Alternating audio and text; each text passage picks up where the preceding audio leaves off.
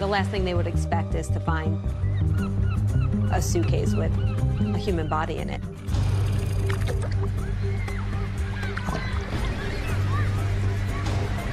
The big question is, how the hell did he get there?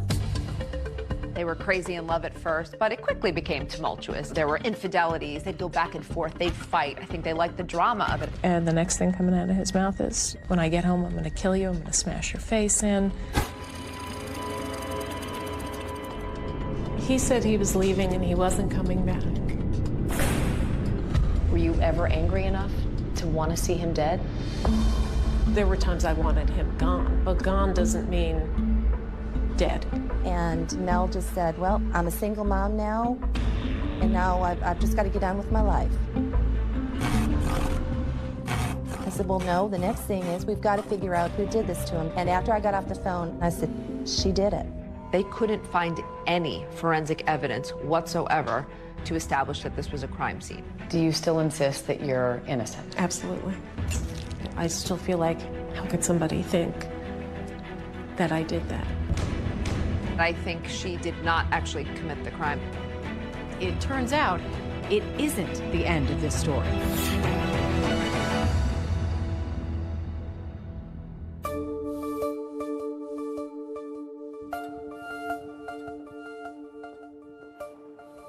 My name is Megan Sachs. I'm a criminologist at Fairleigh Dickinson University. In simplest terms, criminology is the scientific study of what causes crime and how the criminal justice system responds to crime. I've written about 25 true crime books over the years, and I think Melanie Maguire's is perhaps one of the most interesting ones and baffling. This is Melanie Maguire, arrested today minutes after dropping off her children at daycare. Melanie Maguire, a New Jersey nurse, was accused of killing her husband, cutting up his body and throwing it into the Chesapeake Bay. In 2007, what was being called the suitcase murder trial was generating an enormous amount of media attention, not just in New Jersey, but all across the country. 3 bizarre discoveries, 3 separate suitcases, all containing human remains. The woman who was on trial for her very life. She says the real truth behind the crime has never been revealed. With no history of violence and no apparent motive for murder, could she really have done it? She was this beautiful young nurse, and they were this seemingly normal middle-class couple, and the murder happened in such a grisly way. The idea that this beautiful nurse could have actually killed her husband and then cut him up is just incredible. Of course, there were the salacious aspects. Mrs. Maguire is a registered nurse, and prosecutors say she had an affair with a doctor. She didn't fit the profile, I guess, of a murderer. Over the years, students and colleagues of ours have come to me and said, you know, Melanie Maguire proclaims her innocence and would love to tell her story. I started thinking, oh, maybe there is a little more to this case than what you just see on the surface. And then the idea of a podcast came up, and I was all in. On direct appeal, we examined the murder conviction of Melanie Maguire following a highly publicized trial. Looking at the evidence that was presented and the evidence that may have seemed insignificant at the time, we form our own conclusion about Melanie's guilt. We here at ABC have our own history with the Melanie Maguire case. Back in 2007, ABC's Cynthia McFadden had the first on-camera interview with the mother of 2 on trial for murdering her husband. Who is the Melanie Maguire you hope the jury knows? The one who tried to take care of everybody, who didn't make the smartest decisions, but admitted to those mistakes to the people she trusted most, but did not admit what she's accused of. I have been incarcerated for 12 and a half, going on 13 years now. Do you still insist that you're innocent? Absolutely. You're sitting here a wrongfully convicted person. Correct. Absolutely. And what have those years been like? I tell people it's not as bad as you think in some ways, and it's so much worse than I could ever articulate in others. After all these years, I still feel hurt. I still feel bothered. I still feel like, how could somebody think that I did that? This whole saga begins on May 5th, 2004, with an odd discovery in Virginia Beach.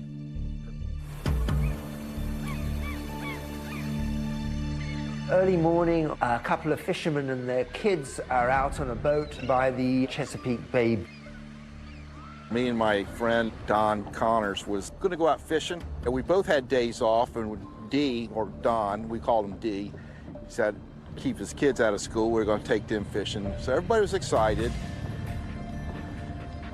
We went right out through this bridge here, and if you keep on going, you'll run right into the Chesapeake Bay Bridge Tunnel. The Chesapeake Bay Bridge Tunnel is about 17.5 miles long. It really is quite astonishing. It connects the eastern shore of Virginia to Virginia Beach. Has 2 tunnels for 2 shipping channels, and once you get on the other side, you go north, you're up into Maryland, Delaware, New Jersey.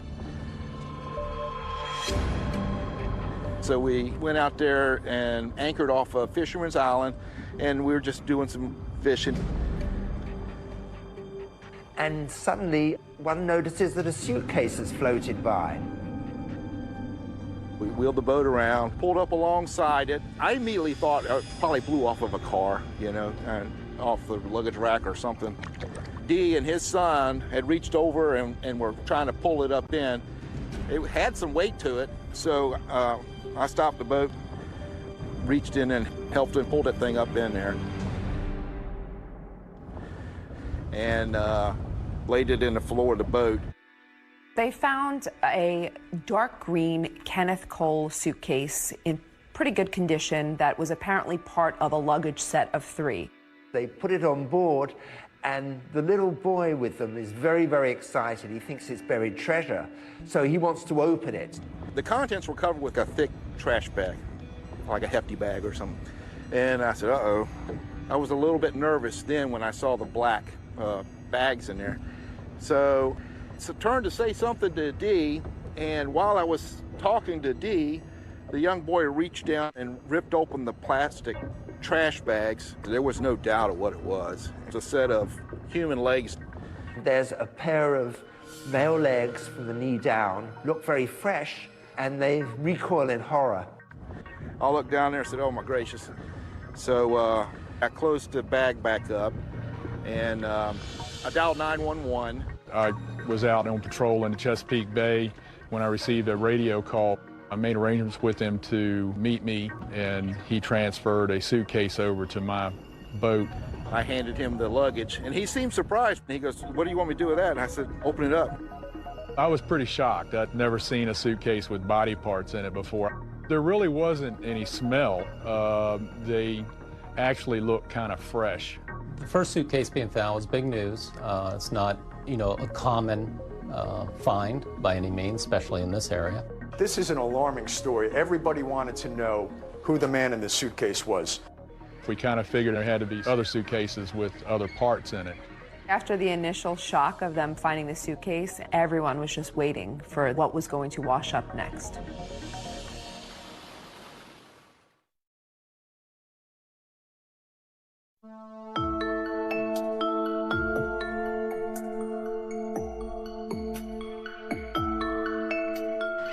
The Chesapeake Bay area, there's a lot of boaters, there are bird watchers, there's Fisherman's Island, a nature sanctuary.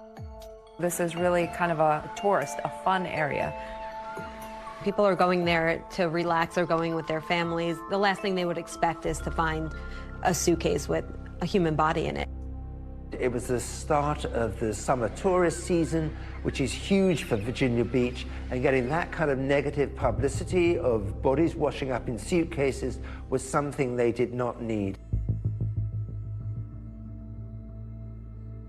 6 days later, the student was on Fisherman's Island in the middle of the Chesapeake Bay, which is a nature preserve. And she saw a dark green Kenneth Cole suitcase. She was curious what could be contained inside, and she actually pulled a little bit of the black trash bag out of the suitcase. There was such a strong odor of decomposition that she immediately stopped and notified the rescue. huge workers. The police, they've been expecting this because after the first Kenneth Cole bag with the legs, they suspected there was going to be more.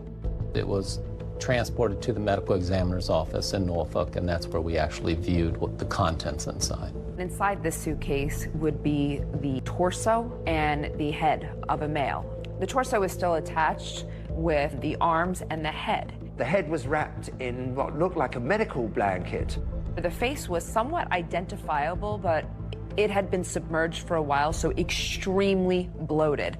The medical examiner is able to determine that the victim's been shot multiple times. There are a couple of gunshot wounds in the torso area and one through the head. There were 2 bullets that were recovered from the body, wad cutter bullets. And wad cutter bullets are not typically used by the average person, but they are used for target practice. And it became a very big local story. A student discovered a suitcase near Fisherman Island. Inside, a human head. It's getting a lot of coverage. It's the second suitcase in a week found near the Chesapeake Bay Bridge Tunnel, and the second one containing body parts. And everybody was waiting for the rest of the body to turn up. Well, the third suitcase was found on May 16, 2004, in the water by a fisherman. He saw the suitcase floating in the water. This third suitcase that had been in the water the longest did have some growth on it from floating in the water for so long. This suitcase contained the pelvis, so from the waist down to above the knees. Authorities realize they have to figure out who it is. Anytime you find a known body, the first thing you're going to do is look into missing person cases to see if the profile matches anyone who's currently missing. Because of the naval bases in the area, they're checking military records. They're checking everything they can possibly think of to figure out who this person is. One of the policemen working on it came up with the idea of getting a sketch artist in.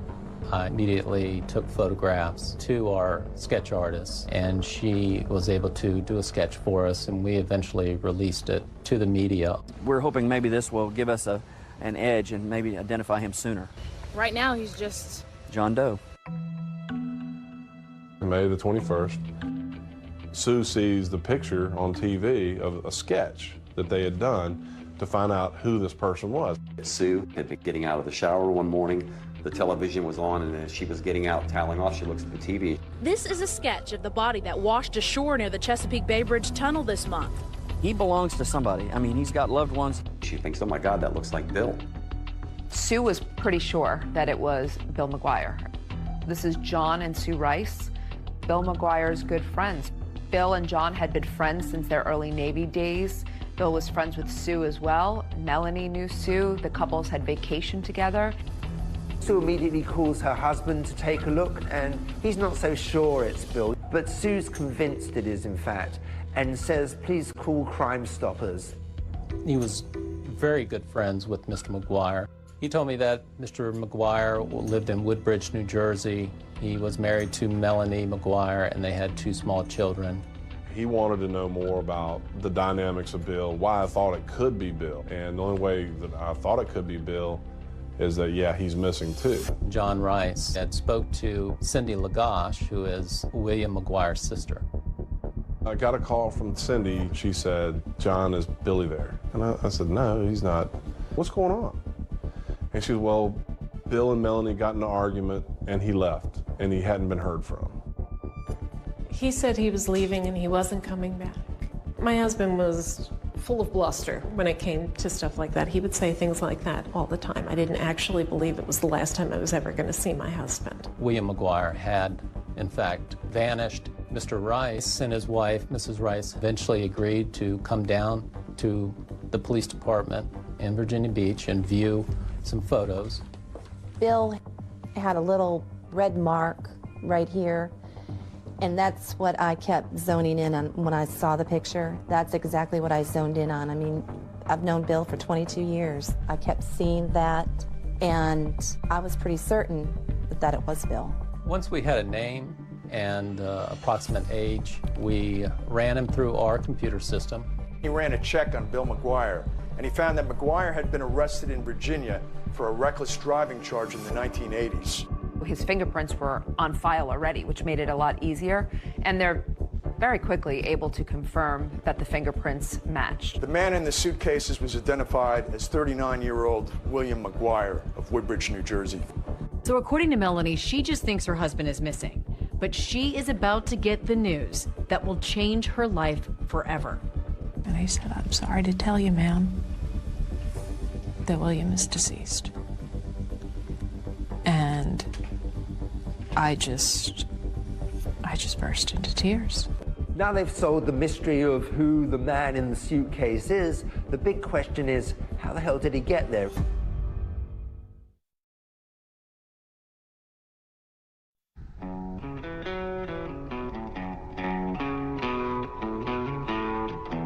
The Melanie McGuire story is centered around New Jersey. They lived in the working class part of New Jersey where The Sopranos took place, which was perhaps the hottest show at the time.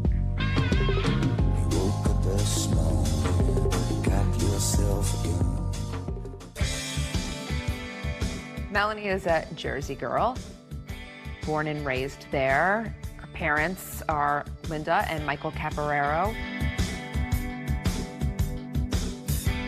She's a great, great daughter, mother, friend, full of life, fun-loving, a good girl, never in trouble, never in trouble. Always trying to help people. She's working in the restaurants in Jersey. She's a waitress, and she met Bill McGuire. He was also a server. Bill was known as the rude waiter because he would speed people up in a jocular way, but they loved it, and he would ask for the rude waiter. What was he like? Funny, clever. He had a big heart when he wanted to. He wanted all the right things. He was very, very loyal. He was a tremendous friend. When I first met Bill, I didn't know what to make of him because he was really a practical joker and whatnot, and I thought, well, this guy could probably get on somebody's nerves with all this. But he was so funny, he just kind of overcame whatever resistance you might have to him. Melanie was a fertility nurse when I met her. Just so caring, so nurturing. She was working with women who were going through really tough times, trying to get pregnant. She was very compassionate, and her patients really loved her. What made you a good nurse? Type A personality. The way I looked at it, I was not going to be happy with anything less than the total comfort level of my patients. In 1998, Bill called John and I and told us that he wanted to bring Melanie down to meet us. Melanie, she's a really nice person to be around. Physically, she's beautiful. She's very smart. She had a lot of the same sense of humor that Bill had. When Bill was making jokes, Melanie would be right in there. He liked to razz people. She would razz him right back. He really was crazy about her. What was your relationship with Bill like in the beginning? In the beginning, it was the challenge, it was the chase. It was, we had a bit of a tempestuous relationship even before we got married. We would break up, get back together. Bill and Melanie dated for quite a while. They were crazy in love at first, but it quickly became tumultuous. There were infidelities. They'd go back and forth. They'd fight. I think they liked the drama of it. I think she thought she could make a difference in his life. I think she thought that she could maybe change him, make him happy. She truly did love him. You guys want some more champagne? All right, let me go get a bottle. Because there's nothing in there, is there? They got married in 1999. It was probably one of the most extravagant weddings we've ever been to. Mr. and Mrs. William McGuire. Melanie on her wedding day looked absolutely gorgeous, angelic, just perfect. Both Bill and Melanie seemed like they couldn't have been happier. She was a little naughty. He was marrying a girl that he absolutely loved in a way that maybe he hadn't loved anybody before. Bill, did you put your hands on? This is the last time Bill's going to have the upper hand. Bill McGuire got a $65,000 a year job with the New Jersey Institute of Technology. Bill and Melanie settle into a rented townhouse in Woodbridge, New Jersey. Woodbridge is a sprawling, densely populated township on the suburban end of New Jersey's industrial flatlands. If you're going down I-95, you're taking exit 11 to get off to Woodbridge. We were both happy, new parents, and then things changed drastically. He had a dual personality. He could be very likable, and then on the other hand, he'd be very calculating, manipulate you. He had always had issues with gambling, and he would go through periods where he would go down to Atlantic City a lot. There were times that he would just take off to AC and gamble, and you wouldn't hear from him, wouldn't know what was going on. He found he could make some money gambling.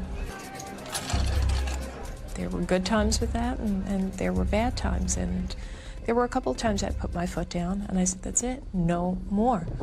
So then he would get involved in the stock market. He wanted what he wanted, and he couldn't get it fast enough. And with that came frustration, and eventually that frustration became directed at me. There was one particular argument over the phone where he had gotten stopped for a traffic ticket. He had an absolutely atrocious driving record. So I started to argue back, and the next thing coming out of his mouth is, when I get home, I'm going to kill you, I'm going to smash your face in. It's very difficult for me to think back on it because I actually drove off in the middle of the night, and I had left and I should have stayed gone. Why did you stay? I wasn't strong enough to leave. Did you love him? I did, and even though, now at this point, bear in mind, I'm having an affair. What appealed to you about Brad Miller? He was just very, very tender. I really tried to fight it, but I couldn't fight it. Life for the McGuires is getting a little more complicated, and then one night, it all erupts. Bill was probably the most streetwise person I've ever known, and I can tell you he never saw it coming.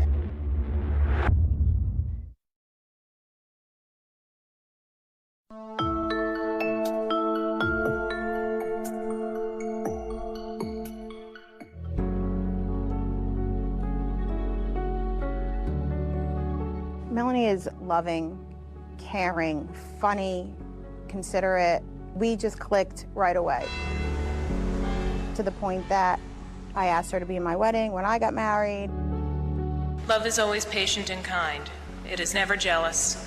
Love is never boastful or conceited, and is not resentful. Love takes no pleasure in other people's sins, but delights in the truth.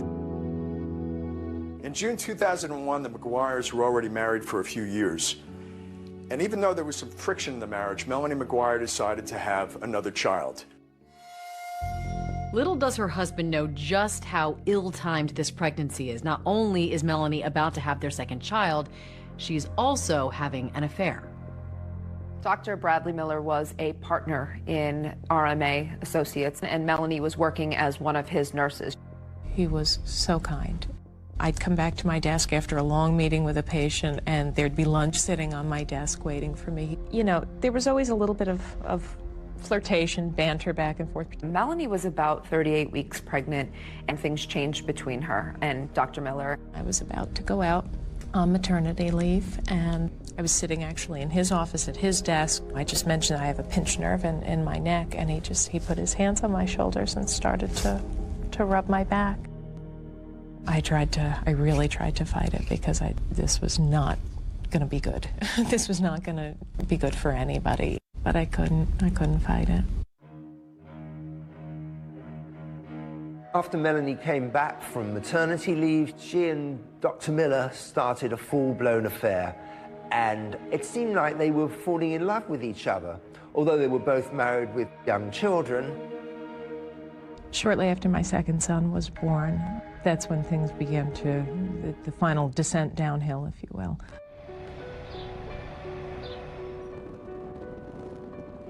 Melanie and Bill moved to the Woodbridge apartment. This is a townhome. They don't own it, they're renting it. He was constantly looking at homes. He wanted to end up buying a house before he turned 40. He did want to move down here to Virginia Beach. We took pictures of houses in our neighborhood, but Melanie just would not hear of it.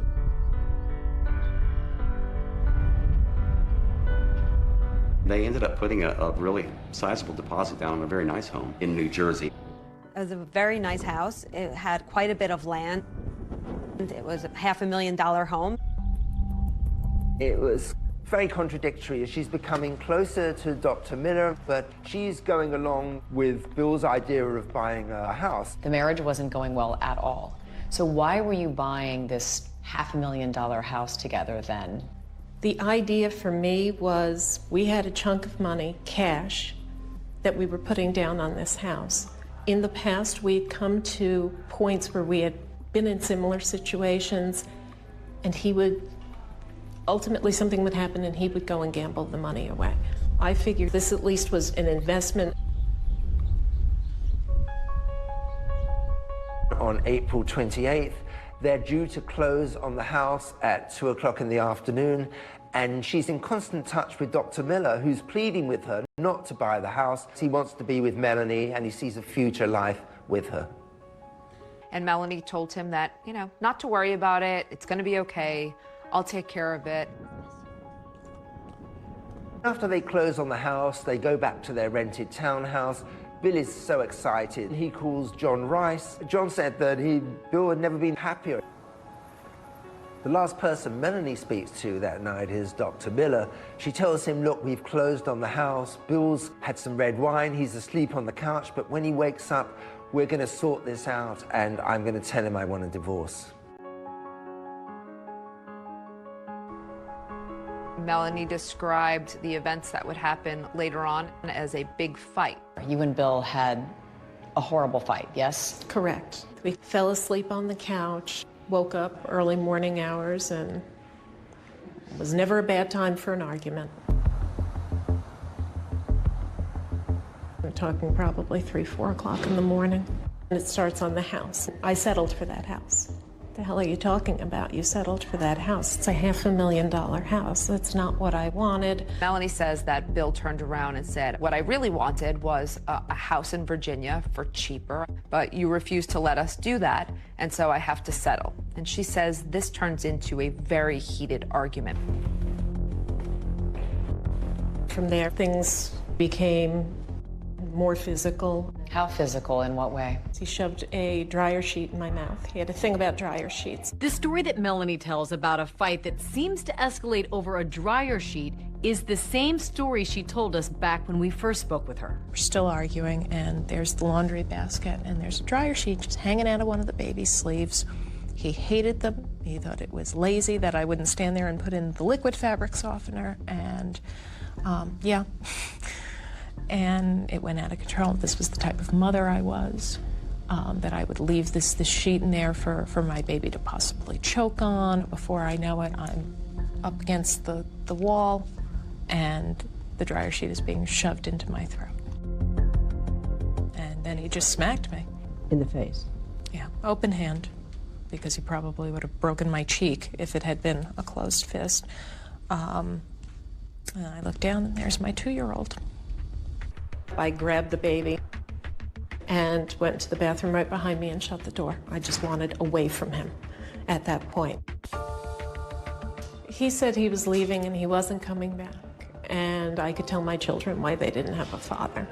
Did he say this to you through the bathroom door? Yeah, through the bathroom door the entire time.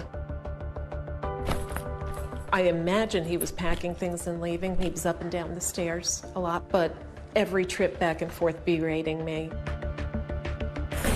What's the last thing you remember saying to him? Stop. Stop. Melanie said he'd driven off, and she presumed he was in Atlantic City. He would have been back. He would have been back. I knew it. But this isn't just a few days that Bill McGuire is gone. We're talking weeks. What bothered me was that Melanie never reached out and said, hey, Bill's missing. She never reported her husband missing, and it's almost 30 days. The fact that we never heard anything from her was deeply suspicious to me. Love is always ready to excuse, to trust, to hope, and to endure whatever comes. Love does not come to an end. This is the word of the Lord.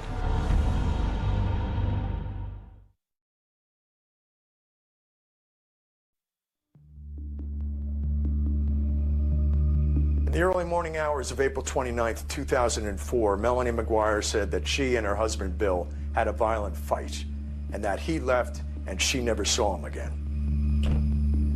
Melanie says the next day she got her kids up, she took them to daycare, and she started trying to figure out how she was going to move on with her life without Bill. And during the next day, the day after that, you didn't hear anything from him? No. Did you try calling him directly?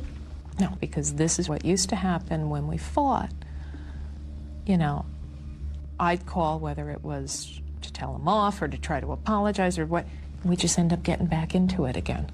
I'm done now. I'm done. She retains a divorce attorney, and at this point, she does tell the divorce attorney that she has not seen her husband in a few days.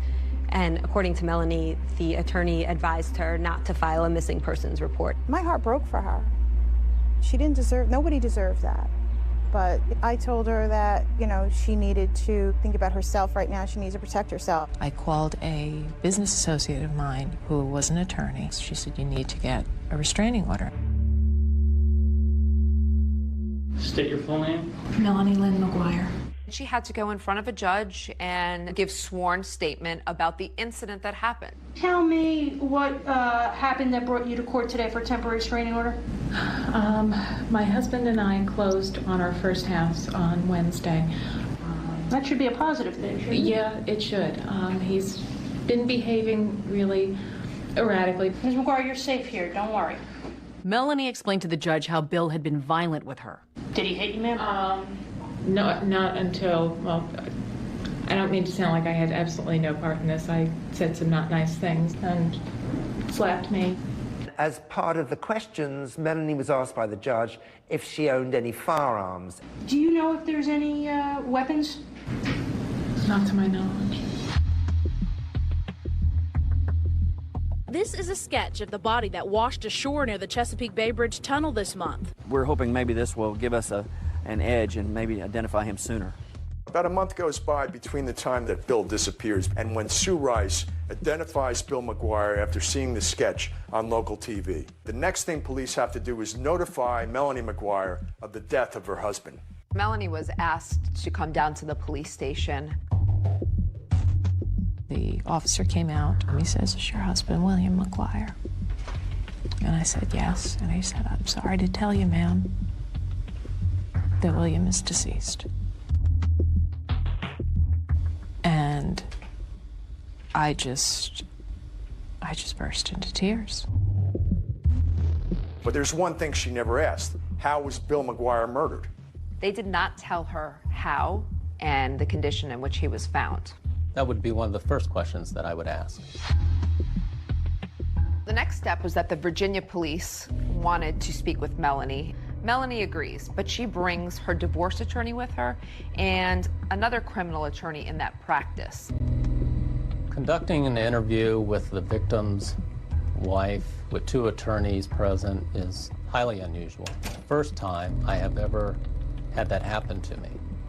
She was nervous, she was visibly shaking, she made expressions like she was crying, but she never had a tear in her eye. I asked her if she had any luggage, and she informed us that they didn't have any matching luggage. The next day, Melanie told detectives she suddenly remembered that the McGuires did own a matching set of designer luggage.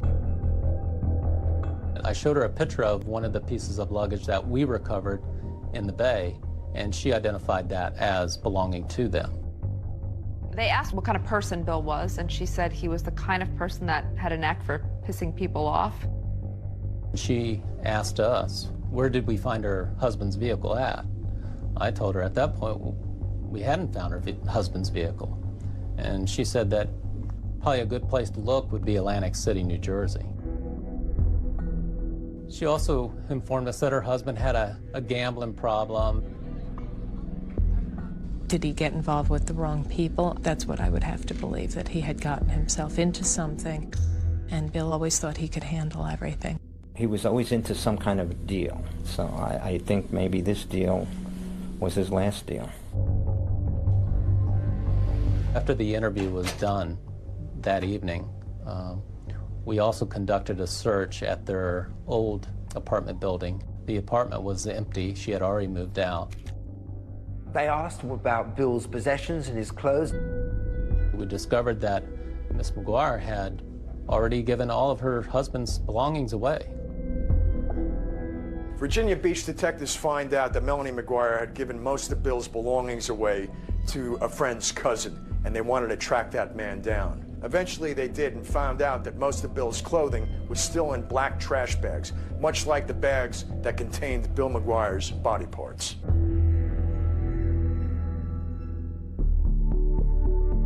The garbage bag, by sight, looked identical.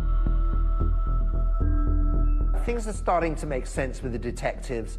There's black trash bags, and there was also the hospital blanket that the head was wrapped into. And they're thinking, well, Melanie McGuire is a nurse. That's kind of an odd coincidence. At Melanie's suggestion, detectives start to search Atlantic City for Bill's car. And lo and behold, that's exactly where they find it. The Atlantic City forensic unit processed Mr. McGuire's vehicle.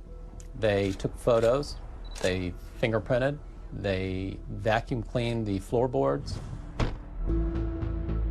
The body was released to Melanie on a Tuesday. Immediately she had him cremated. And the funeral lasted all of 10-15 minutes at the most. She called the following evening after the funeral, and at that point I just kind of blasted her. I just told her, I said, Melanie, Bill deserves so much more. And Mel just said, well, I'm a single mom now, and now I've just got to get on with my life. I said, well, no, the next thing is we've got to figure out who did this to him. And after I got off the phone, I remember hanging it up, and I said, John, she did it. She did it.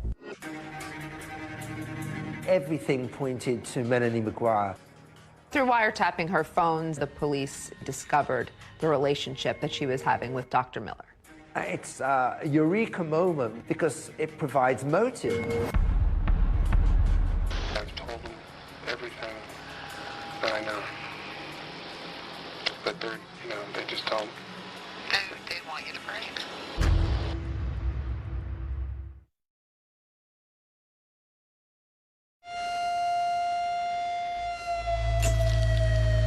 What's the last thing you remember saying to him? Stop. Stop. People like to believe that someone was capable of committing this type of murder. Accused of cutting up his body and throwing it into the Chesapeake Bay. That the person who did that would look like a monster.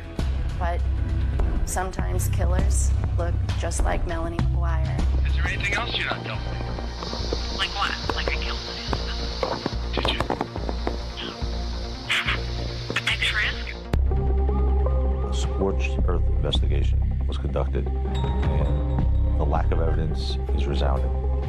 The evidence in this case points to a well-organized, meticulously planned execution of a murder. Computer searches that said how to murder someone, how to poison someone. Basically, multiple searches about how you kill someone. I don't get to be an evil genius and an idiot at the same time. I believe that Melanie was wrongfully convicted. Who do you think killed your husband?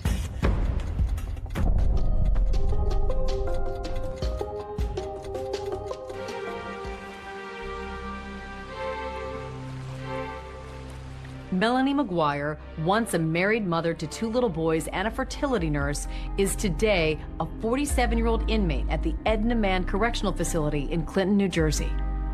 In here, guilt and innocence is irrelevant in day-to-day life. I have 6 numbers and a letter after my name, the same as the woman on one side of me and the same as the woman on the other side of me.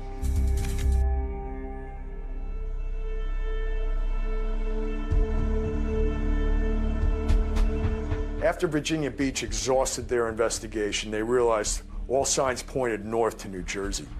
My name is Patty Prezioso. I was the lead investigator in the Melanie McGuire investigation and prosecution. Patty Prezioso was a very driven and highly successful Assistant Attorney General in New Jersey. You let the evidence guide you and you follow it until it's clear what happened. She was extremely competent, and it was obvious.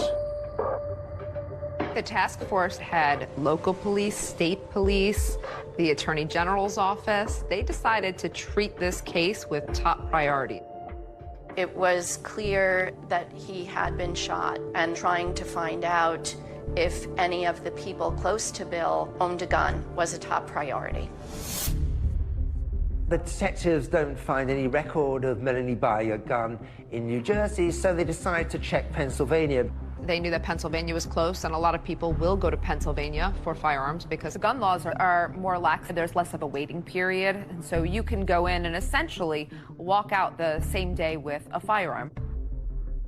It turned out that when the record check was done with Pennsylvania, a record came back that Melanie McGuire had purchased a gun. I remember plain as day when she came in, because not many women come into the shop. She filled the forms out, and then when she wrote down her occupation, that she was a nurse, that stuck in my mind, because I guess that was the first time I ever sold a gun, to a nurse. Melanie bought a Taurus 38 Special, and she bought wad cutter bullets. And that gun was purchased just 2 days before Melanie McGuire said her husband went missing. And remember, early on, Virginia detectives talked to Melanie, and she never mentioned anything to them about buying a gun. I had informed my attorneys of the purchase of the gun, and they said, well, if they ask, don't lie, but don't offer any information. And they never asked about a gun.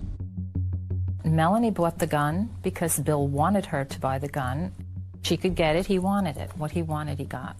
Because Bill McGuire had a felony conviction stemming from his horrendous driving record, he was barred from purchasing firearms. You say your husband asked you to purchase the gun, but you purchased a gun just 2 days before your husband went missing. Of course, it's a coincidence. However, he was on me for a while about that, about trying to get that. And if something was happening, if he was in some sort of trouble, that may very well have been the reason why he was so intent on getting it. Once the police really honed in on Melanie, they began wiretapping her phones. Hello. Hi. The surveillance was so intense that over a 40-day period, they recorded 500 hours of her phone calls. Every time you get your head back above water. Yep. And that hand reaches out from beyond the grave. A lot of those calls were very cryptic. Hey. How you doing? I spoke to, what's his name, about shipping? Alex. I didn't want to say name. Do you understand what I'm saying? Yep. She used the phrase a lot, being cut off at the knees. At least meet with a lawyer ahead of time who might cut it off at the knees. Doesn't that look suspicious? It doesn't matter what it looks like. She was a little salty. That was her personality, though. She was a Jersey girl. A lot of them were to her boyfriend, Dr. Bradley Miller. It was very clear right from the beginning that the relationship with Dr. Miller was different. There was a change in her voice. It was a softer tone. It's a eureka moment when they realize that she's having an affair because it provides motive. Dr. Miller also becomes a suspect. So one night when Dr. Miller was leaving work, he was going to his car. The detectives came out to confront him. Dr. Miller was adamant that he had nothing to do with any crime and he didn't know anything about this. And so I think the police said, well, prove it. If you're willing to wear a wire, we'll believe you. It is now 2:30 p.m., May 31st, 2005. Brad Miller making an outgoing call to Melanie McGuire. Hello? What's up? I've told them everything that I know. But they just don't. They want you to break. I mean, if you want us to stick together, I gotta know everything now. Before this goes any further. What do you mean you have to know everything now? I mean, there's no other secrets between us, right? That I can think of. You swear you had nothing to do with us? Yeah. And your children's lives. I'm standing by you. In those intercepted phone calls, another friend she was speaking to was Jim Finn. Melanie met Jim Finn in nursing school, and Jim admittedly had a crush on Melanie. But once she left nursing school, she never talked to him again. You know, that was it until February 2004, and she suddenly got in touch with him again. When she needed something, he was someone that, you know, she could manipulate, and she knew he was a lover of guns. The police also approach Jim Finn because they find that before Bill disappeared, she's been talking to him about the firearms. She said to him, hey, I need to talk to you. There's some weird stuff going on here, and Bill is acting weird. Jim, who really still holds the torch for Melanie, and Melanie knows that, says, well, maybe you should get a gun to defend yourself. Investigators pick up Jim Finn, who also allows them to record his conversations with Melanie. And once they hear what's on those calls, they're satisfied Finn knew nothing about the murder. The reason I asked you about buying a gun is because my husband wanted one. He wanted one? Yeah. Not only did he want one, I bought one for him. Why didn't you tell me? At the time the detective spoke to Jim Finn, he had no idea that Melanie McGuire had purchased a gun. He was surprised. Is there anything else you're not telling me? Like what? Like I killed my husband. Did you? No. But thanks for asking. Melanie never wavers on whether or not she was involved. It is always a hard no. I want you to tell me the truth. I'm telling you the truth. I did not do it. She was under a microscope. Everything she did was being watched. Everything she said was being listened to. Melanie does something that most people would find a little suspicious. Investigators start looking at her Easy Pass records. They notice trips to Atlantic City. She knew that Bill McGuire's car was in Atlantic City because she put it there. That requires 2 drivers. So that means someone helped her. What investigators find in Atlantic City has them wondering, did Melanie have an accomplice? And if so, who was it?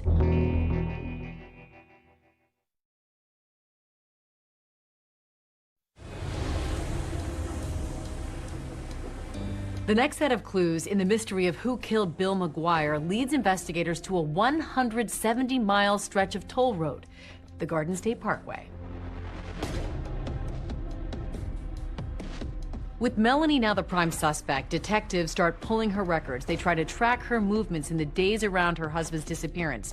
And one of those is her Easy Pass statement. So when investigators start looking at her Easy Pass records, they notice that there were charges for 2 trips to Atlantic City. On April 30th, 2004, just 2 days after the fight Melanie said that she and Bill had, Melanie does something that is very odd and most people would find a little suspicious. I'm starting to become more actively angry at him. And I'm thinking, that son of a bitch, I know where he is. According to Melanie, she decides that he's probably in Atlantic City gambling, so she's going to drive down there and she's going to look for his car. Absolutely not rational, but get in the car and go down there. And I'm driving down, and I take the first pass on this highway, and I see a dark sedan. There's no way. There's no way. And lo and behold, there it is. Once Melanie spots Bill's car from the highway, she decides she's going to move his car. Melanie says in the past, when they're angry at each other, it's a way of messing with each other, I guess you could say. Pull off onto a little side street, and I parked my car, and it was like Mission Impossible. Scooted up to the car, got in, started it, and drove away. And where'd you put it? What I believe to be the Flamingo Hotel. What Melanie said was, I was going to move his car to the seediest part of town, the most annoying for him to find.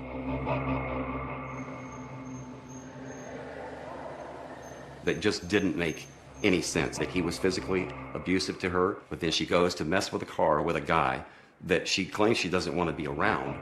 It sounds beyond ridiculous sitting here saying it, and I acknowledge that, and I can't, you know, it's the truth. It's an incredible story, meaning it's just not credible. We believe she was planting his car in Atlantic City. She was trying to create an illusion that Bill McGuire was still alive. That requires two drivers. So certainly that means someone helped her. Someone had her Pathfinder, and she was driving Bill McGuire's car. They put the car at the Flamingo Hotel, and then she went home with the person driving her car. And investigators thought they'd struck pay dirt when they discovered that hotel's parking lot had surveillance cameras. In truth, of course, the footage did not capture who the driver was. The surveillance video from the Flamingo Hotel actually showed the victim's vehicle being pulled into a parking space. Because of the darkness and the glare and the background lights, you could not actually see the person that was occupying the vehicle. There was another inexplicable road trip, this time to Delaware, 5 days after her husband went missing. She had shared with Dr. Miller that in the early morning hours of May 4th, she was actually furniture shopping. Investigators think that this Delaware furniture trip is really just a ruse. That same road would have taken her to the Chesapeake Bay Bridge Tunnel. Normally, someone would take the New Jersey Turnpike to go over the Delaware Memorial Bridge, picking up Route 13, which runs south to the Chesapeake Bay Bridge and Tunnel. Patty Precioso says that Melanie actually left the night before from New Jersey, drove Bill's remains to Virginia. We believe that that was when she took the suitcases with Bill's remains and got rid of them in the Chesapeake Bay.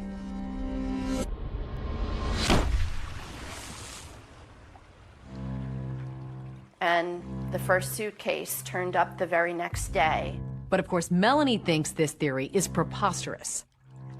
Virginia Beach is another 450 miles from Delaware. So, I mean, you're talking about hours, and there just isn't enough time. And why would she drive all the way down to Chesapeake with the body parts in the car, thinking, I'm not going to get stopped, I'm not going to break down? What a chance that is.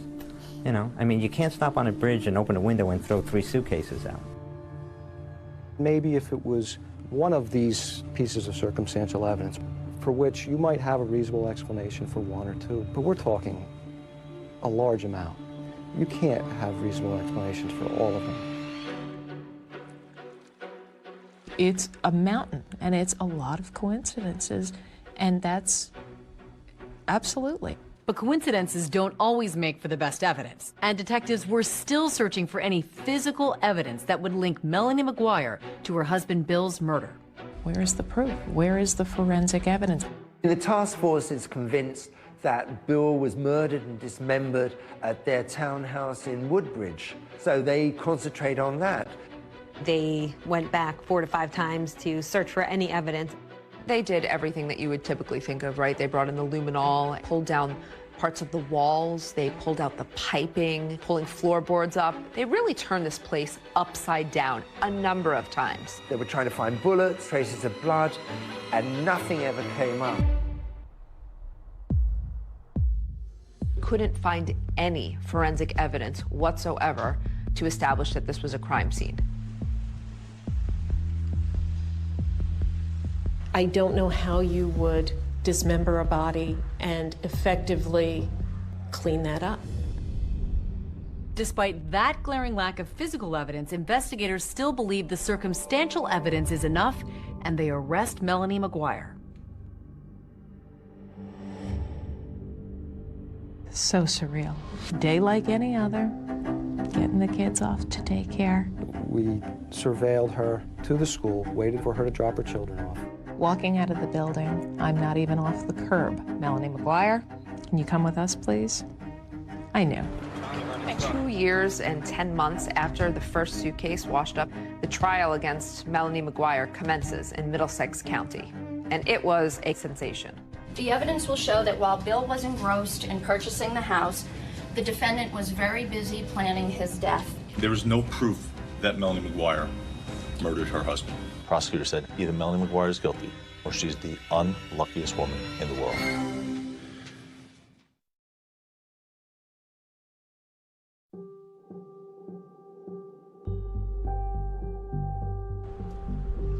On Monday, March 5th, 2007, 2 years and 10 months after the first suitcase had washed up in the Chesapeake Bay, Melanie McGuire went on trial for her husband's first-degree murder. This was a case that had garnered a lot of media attention in New Jersey. It had all the elements that it was going to be a salacious trial. The judge let us know that the trial was going to be televised. Let's bring a couple of experts into the conversation to help us sort through yesterday's evidence. It made people act differently. I think Melanie loved the idea that she was the center of attention. She seemed very relaxed, much more relaxed than I would have been. It was a double-edged sword, because if she sat there, you know, more stoic, she looked nasty or she looked mean. And then when she was being more upbeat and talking to people, oh, well, you know, she's joking around at her own trial. There was nothing she could do that wasn't going to be criticized. By the time Melanie McGuire gets to trial, she's hired Stephen Turano and Joe Tacopina to represent her. Joe Tacopina was a high-profile celebrity attorney. Joe Tacopina. Joe Tacopina. Joining me now, Joe Tacopina. He's the attorney for Alex Rodriguez. He feels just as comfortable in front of a TV camera as in front of a jury. A scorched earth investigation was conducted, and the lack of evidence is resounding. The evidence in this case points to a well-organized, meticulously planned execution of a murder. Is that a fair description of you? Were you somebody, if you were going to do something, you were going to do it all the way? Correct. And I would counter that argument with, if that's the case, then I would have been sure to not include blankets that could be traced to me, my own luggage. I don't get to be an evil genius and an idiot at the same time. They're not going to be able to tell you where William McGuire was killed, how he was killed, when he was killed.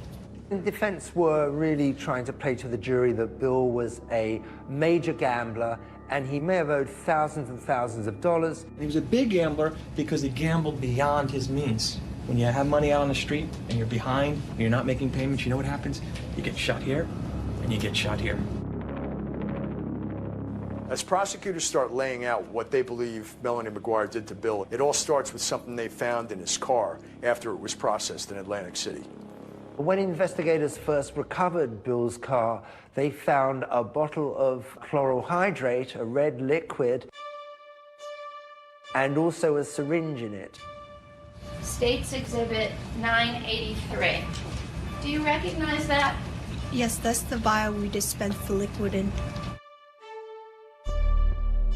Chloral hydrate is, have you ever heard the term slip somebody a Mickey? It's the Mickey. It's what it is. It's almost like a knockout drug. They do a lot of investigating on this chloral hydrate, and eventually they find out that it was purchased the morning that Bill disappeared. Somebody dropped off this prescription for chloral hydrate at the Walgreens pharmacy, which is just down the road from where Melanie's children went to preschool. But the prescription pad was that of Dr. Brad Miller, who was Melanie's boss.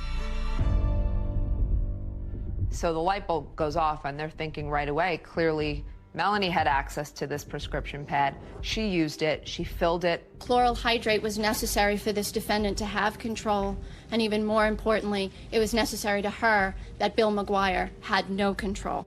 Dr. Miller looked at the prescription and he said, "That's not my signature, and it appears to be Melanie McGuire's handwriting." Prosecutors also focused on what they said Melanie was doing in the days before her husband's disappearance. For that, they looked at the McGuire's home computer.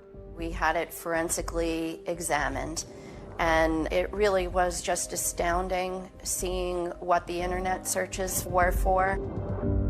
Can you describe the searches that you recovered?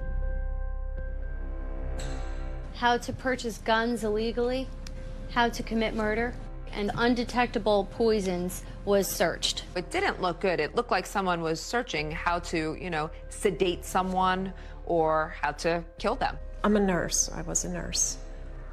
And I don't need to look up things like that. If I wanted to look for something like that, I have a PDR, physician's desk reference. I have a book that I can look in that doesn't leave an internet history. But both Melanie and Bill use this computer.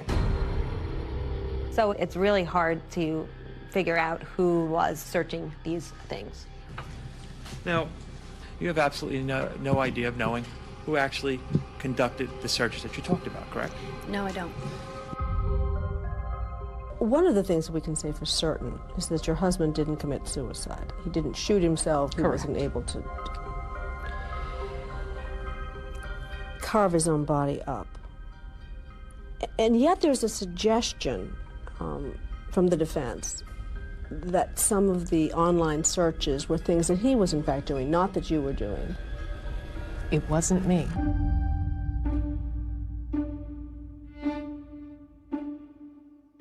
Although investigators found no physical evidence in the McGuire's home, they did find something significant in Bill McGuire's car. After Bill's car was recovered in Atlantic City, our criminalist was able to locate several pieces of small flesh. These pieces of flesh are an artifact of Bill McGuire's body being disarticulated. The phrase was used, human sawdust. Human sawdust is a term that did not exist until this case, as I understand it. I found particles that, to me, look like it could be possibly human tissue. DNA results indicated that the flesh belonged to Bill McGuire. What this really was a few pieces of microscopic skin cells that were a little bit deeper than the skin we passively shed. Could those tissues, the tissue that you looked at, be shed from a live human being? It cannot be shed from a live human being. It's not a typical shedding process at all. Their theory was that this nurse, who was kind of so meticulous, had somehow just forgotten to wipe the bottom of her shoes, that she accidentally tracked these human sawdust particles of Bill's body from the house to the car. Thank you, Your Honor. There were 81 witnesses in 7 weeks. Good morning, Dr. Miller. Good morning. Dr. Miller was the testimony that everyone was most anticipating. He was going to be the big star of the trial. I was having an affair, and my whole life turned upside down. Were you in love with the defendant?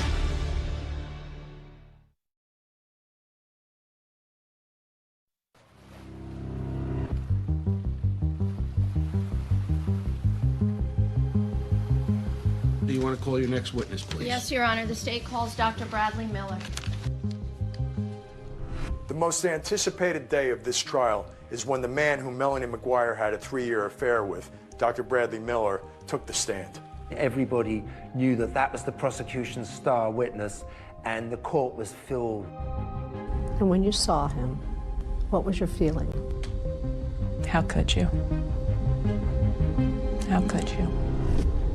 Dr. Miller was in a very difficult spot. He and his family had gone through a very difficult time, and it was just made clear to him, just take a deep breath and make sure you tell the absolute truth. Can you describe to the jury what was your relationship with her? We worked together. She was an excellent nurse. She took very good care of the patients. They all loved her. Sir, did there come a time when your relationship with Miss McGuire got more intimate? Yes, it did. It was towards the end of her second pregnancy. She was about 38 weeks pregnant. And before she went on maternity leave, we had oral sex in the office. So not proud of that. It has to be pretty hard to hear it come out in court. Hard for me to hear it, hard for me to think, oh my God, my parents are hearing this, my 84-year-old grandmother is hearing this. Were you in love with the defendant? Yes, I was. Had the two of you discussed future plans together? Yes, we were hoping to be together in the future. If we do make it through this, I'll just take whatever money I can get and get away. With Dr. Miller on the stand, prosecutors were able to score some points because there were certain things that Melanie never told Dr. Miller. Did the defendant ever tell you that she purchased a gun? No, ma'am. I had no knowledge of her purchasing a gun, no. Did the defendant ever tell you that she went to Atlantic City and parked her husband Bill's car at the Flamingo Hotel? No, she did not. Did there come a time when the defendant shared with you that she had done that? Yes, and I asked her, well, why didn't you tell me this sooner? And she told me that she didn't want me to be upset, that she's going back to find Bill, to bring him back, and rekindle the relationship. We looked very closely at Dr. Miller. There was no evidence connecting him with this crime.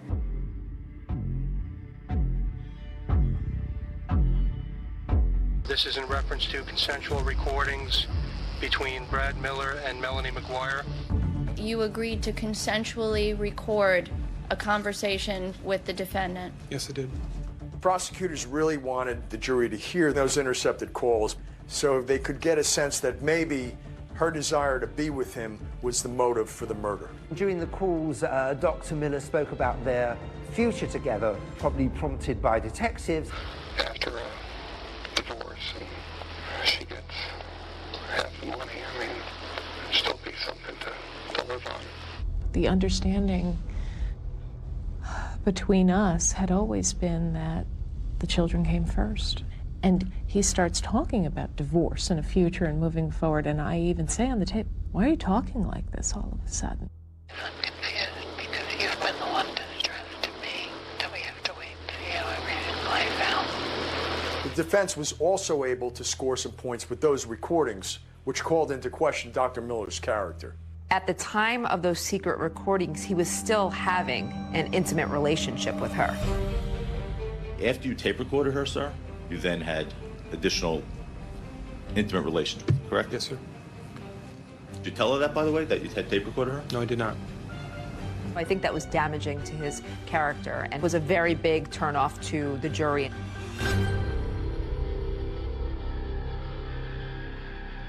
Have you ever had contact again with Dr. Brad Miller? No. No. After the day he testified, I haven't laid eyes on him since. You have no desire? It's tough. That was a tough betrayal to swallow. What matters is whether the state, and the burden is on me and I welcome it, whether the state has proved each and every element beyond a reasonable doubt. When you combine the computer searches, the prescription for chloral hydrate on prescription pads that the defendant used, and then you have the victim found inside their matching luggage, the bullets consistent with the gun that she purchased. It was a mountain of evidence. There's no question in my mind that she did it. I also don't believe that she acted alone. Now, who helped her? Patty Precioso told the jury that there was a very, very good chance that Melanie had an accomplice. Although he was never charged, investigators took a hard look at Melanie's stepfather, Michael Caporero. The prosecutor needed somebody, so they focused in on me. Anything they wanted, we gave them. We gave them DNA, we gave them hair samples. I had nothing to do with anything involving that crime. You don't need the precise when. You don't need the precise where. You don't have to find that she pulled the trigger. You don't have to find that she had hands-on physically in regards to his death. Well, boy, that leaves a lot of speculation out there for the jury. You can't guess someone into prison for the rest of their life. The jury goes into deliberation, and Melanie and her family are waiting on pins and needles. I was very concerned. I think we all as people like to believe that if someone was capable of committing this type of murder, that the person who did that would look like a monster. But sometimes killers look just like Melanie McGuire. The day the verdict was read, the atmosphere in the courtroom was just electric. Has the jury reached a verdict in this case? Yes, Your Honor. How do you find as to the count of the indictment charging Melanie McGuire with the murder of William McGuire? Guilty. I just remember seeing her collapse. I remember grabbing Joe's arm, and I remember feeling my legs just kind of go out from under me. She's alternating between, I didn't do it. just beginning for us now. We'll never give up. We will never, ever give up for her until the truth comes out. On direct appeal, we examine the murder conviction of Melanie McGuire. This is a prepaid call from Melanie McGuire, an inmate at Edna Mahan Correctional Facility.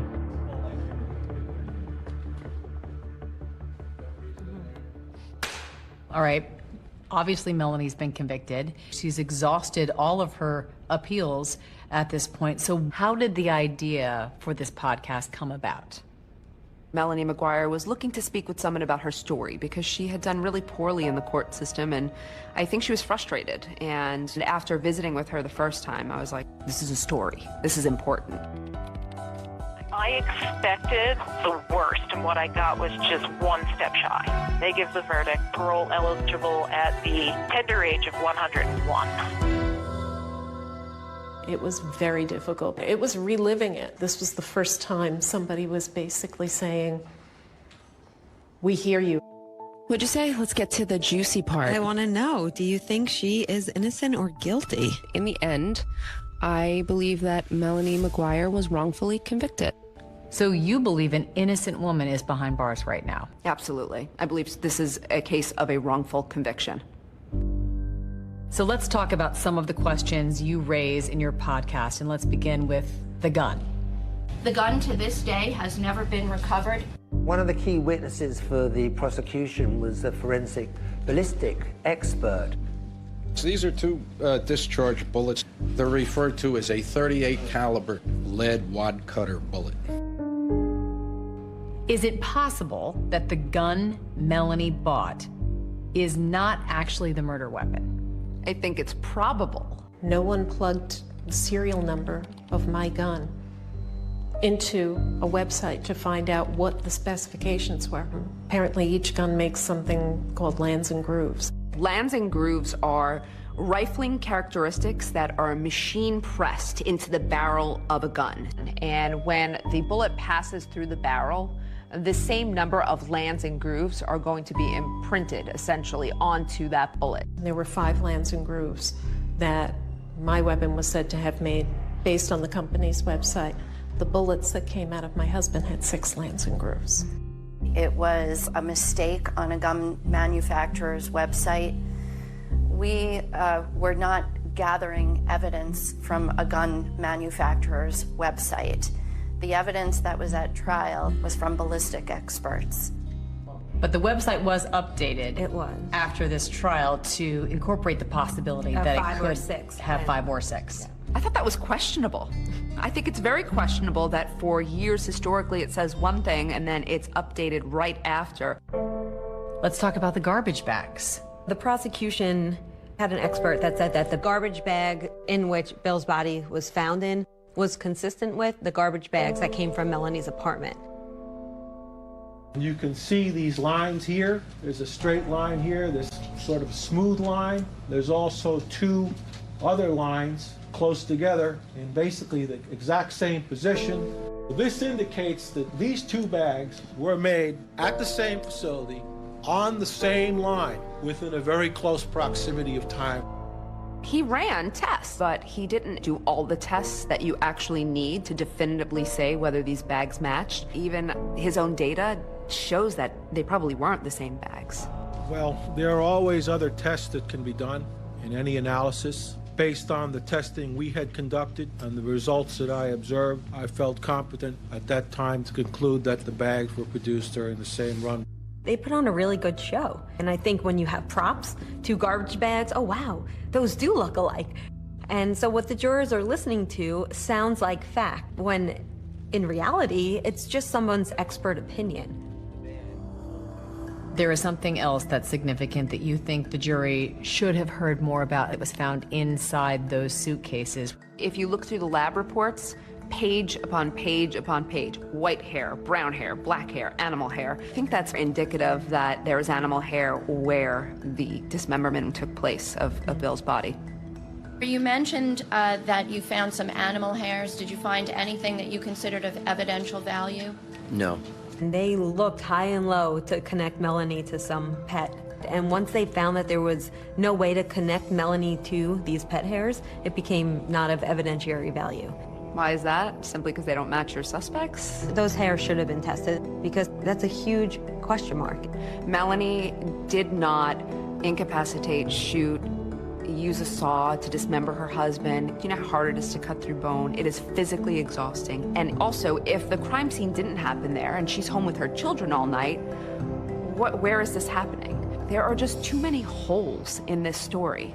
In this case, with the mountain of evidence against her and a very complex plan, I submit to you it's amazing we know as much as we do.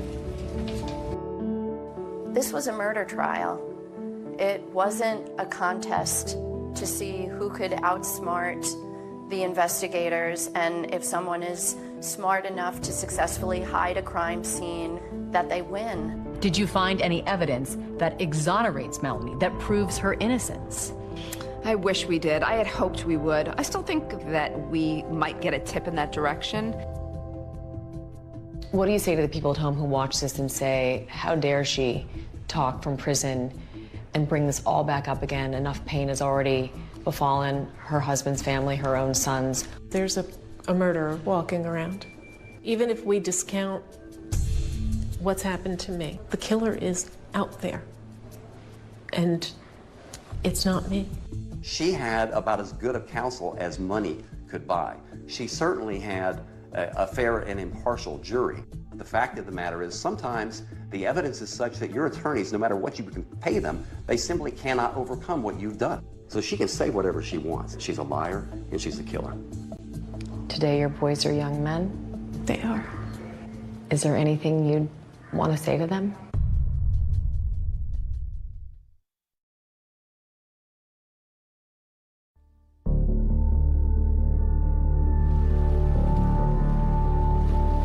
There will always be questions about this case that we may never have the answers to, like if Melanie McGuire did kill her husband, why did she drive more than 300 miles to get rid of his remains in the Chesapeake Bay? His friend John Rice has a theory. Bill did want to move down here onto Virginia Beach. After a time, he gave up on that idea. So it almost seemed like a vindictive thing on her part to drive him down. Oh, you want to go to Virginia Beach? Here you go. Why was it important for you to tell this story on your podcast? A lot of people who are convicted, they'll go through the appeals process, but they won't prevail. If we can investigate this, provide any type of assistance, we're possibly remedying some of the harshest parts of our system. There are times when podcasts and media can shine a light where what the government did was not right. This is not one of those cases. A 39-year-old man lost his life before he got to see his children grow up. You have 2 little kids. Yep. That's the hardest part. Knowing that when I see my children, when I hug them goodbye, it could be the last time. Ultimately, the courts would award custody to Bill's sister, Cindy Lagoche. Melanie has had no contact with them. Today your boys are young men? They are. Is there anything you'd want to say to them? Make up your own mind. Don't accept what you're just being told on the surface. Dig. What is your level of hope that one day you might walk out of here? I'm terrified to hope, because to have it thwarted in here, it's absolutely soul-crushing. Bill McGuire was the father of 2 small children. He was a brother, he was a friend, and his life got cut short. I think Bill deserves to be remembered as a fantastic friend, a dad who loved his boys. He didn't deserve this. Nobody deserves that. No one.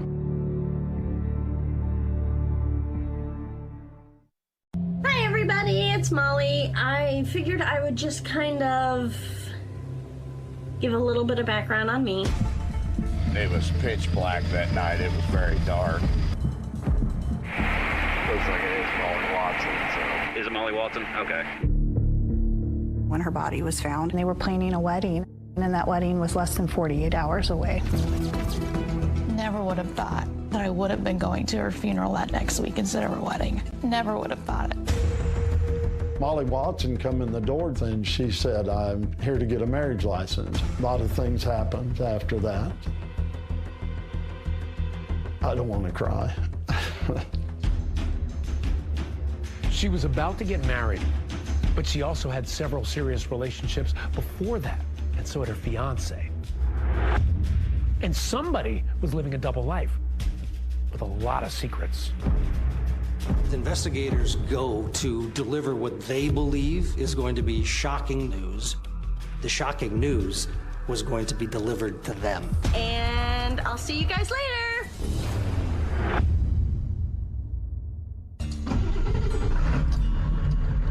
April 27th of 2018. It was a Friday night. So that night, me and my daughter come down through here. We figured we'd take the shortcut through. Glenn McSparron is taking a shortcut from his mother's home there in Monroe County. Didn't really think nothing of it, just a typical night. County Road 930. It's a gravel road. There's trees pretty much on both sides, pretty grown up around the roadway that leads back to a low water crossing. It's an area where the roadway will actually go through a creek. Very desolate, especially at that time of the year. As he's going along the road, he sees this car pulled over on the side of the road. I come up on the creek. You got to turn as you go down into it and go across it as the road kind of curves. My headlights came over onto her body in front of the car, and I had to stop out in the middle of the creek, like right about here.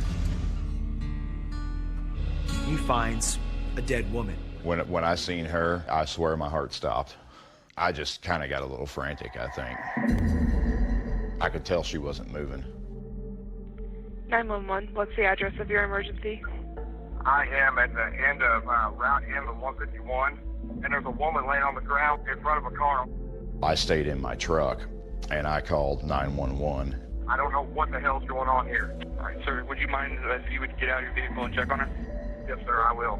It was just kind of a freaky situation. The whole time I'm standing there, I'm waiting on somebody to come out of the darkness. I had no flashlight that had batteries that was charged. I had my truck running behind me, so I couldn't hear nothing. I'm just, scared, like, when's somebody gonna come out of the woods? You need to get the ambulance out here. But there's a lady laying in front of the car. I don't know if she's alive, dead, or what. They wanted me to just make sure if she was alive or not. Check on her and give me an update. That'd be greatly appreciated. Finally, they got me out of the truck, and I grabbed my handgun and walked through the water, and I just kept on the phone with them. Ma'am. Ma'am. Oh, my God. I don't think she's alive, no. I seen if she was cold to the touch or if she had a pulse, and she did not. And I looked in her eyes, and I could tell that she was gone. Her eyes are open. I swear to God, she's dead. This case takes place in the American heartland. It's the northeastern section of the state of Missouri, Monroe County, and neighboring Randolph County. Bucolic agricultural community. Not a whole lot of industry. The prison is one of the biggest employers. That is the Amish. There are kind of two big areas of Amish that are in northeast Missouri. Just farm ground. I mean, there's dairy cows, there's beef cows, there's mainly, for the most part, just farming. There's probably more animals than there are people in that county. It's most well known for being the birthplace of Mark Twain, and he wrote a lot of his stories about this idyllic kind of landscape here in Monroe County.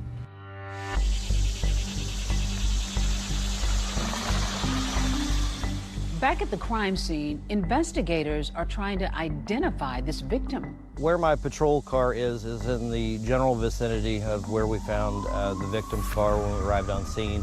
Outside of the driver's door, there were what appeared to be blood on the ground, and then there were some drag marks in the gravel. And ultimately, we found a deceased female in front of the vehicle.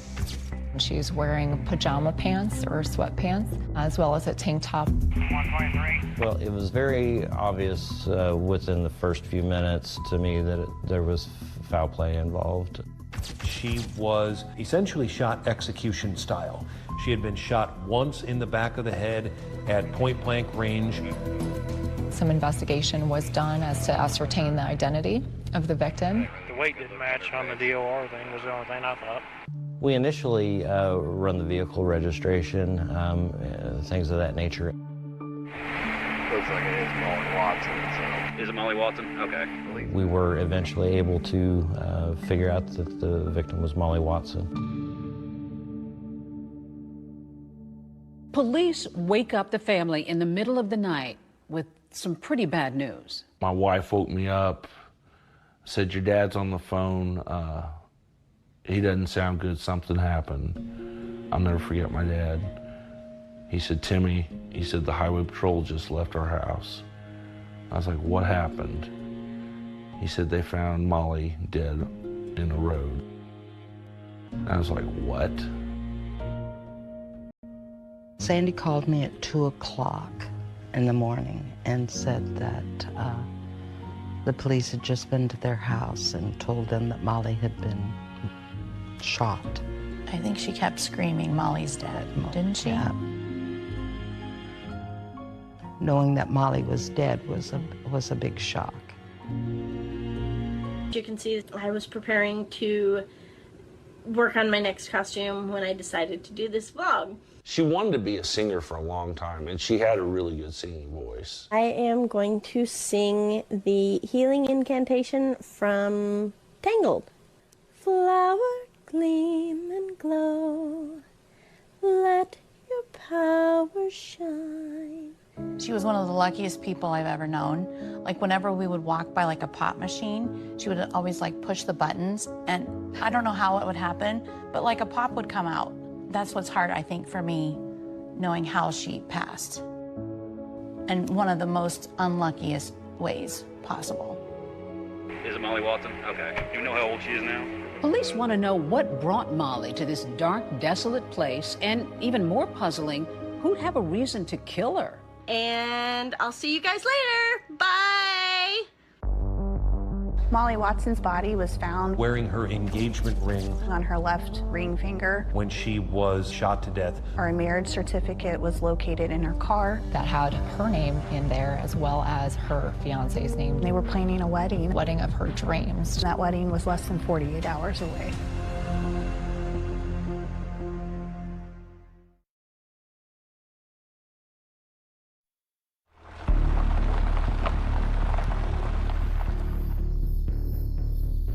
The murder of Molly Watson sends a shudder through her community in rural Missouri. Everyone is asking why. The life she led didn't seem to be one that would end in violence. Molly had been married in her early 20s, but just after a few years, that marriage ended in divorce. But during the breakup, she was pregnant and had a son. He ended up having cerebral palsy, so he was unable to walk, but smart as could be. She loved Declan. She would take him to the zoo, you know, she would take him about anywhere with her. That was just her world right there. And then she met Amber, who she started a relationship with. This is just a photo album that we had put together, Molly and I had with Declan. My name is Amber Brady. Molly Watson and I were in a relationship for about 5 years. That's Molly that Declan's laying on, and I'm right behind Molly, and we're all just kind of napping on the couch. We actually met in kindergarten. We went to kindergarten together. We did not like each other whatsoever. I thought she was a weird little person, and she thought I was obnoxious. Amber and Molly lost touch for a long time, but years later, the kindergarten adversaries crossed paths again. We actually ran into each other downtown Moberly one day, and she's like, "Is that you?" I'm like, "Yeah." And so it just kind of kicked off from there. We actually grew a friendship there, and then things just got closer. They find they like the grown-up version of each other much more. She was just bouncy and bubbly all the time. I mean, anything would make her smile, the simplest things. And they fall in love. She was actually my first girlfriend. I was hers. She was married at the time. I was too. But things weren't going well for either one of us. Molly and Amber move in together, and when Molly's son is born, they're a little family. We could talk. We could communicate. We like doing a lot of the same things. It just seemed to click. But then Molly gets a new job. She decided to go and apply at the prison, and that's where she was going to work. Mobile Area Correctional Center. She was a corrections officer 1. She was down in the wings. She had to do counts, search the cell, break up fights. Molly meets somebody new at the prison. Not an inmate, but a lieutenant named James Addy. I thought we were doing fine, but I guess they grew close. Amber says she caught Molly and James at a motel. And I went up there and knocked on the door. She answered. James Addy was getting dressed and leaving. That wasn't good. Amber says there was another encounter at a gas station. He gets out of the car, and he started to say something. I didn't give him the option. I told him, I said, you need to shut up. I said, you broke up our family. At this point, she moved back into my mom and dad's house. Amber says she's heartbroken, but Molly apparently is head over heels for James Addy. I didn't have any friendship or anything to do with Molly. She had blocked me on everything, which that was fine. I mean, it wasn't a good breakup. Molly was absolutely 100% in love with him. She would have walked the end of the earth for him. It seemed like a pretty nice relationship. Smiling photos of them on trips together, a happy couple. There was definitely an age gap there. At first, you know, it was weird for us, but, you know, everybody kind of got past it. Growing up, Jim, far back as I can remember, he was always a good brother. He was a role model and example. He was in the Marine Corps, and then from the Marine Corps, he got out after Desert Storm and just created a life. This guy is a proud veteran of the United States Marines. He was even born on the 4th of July.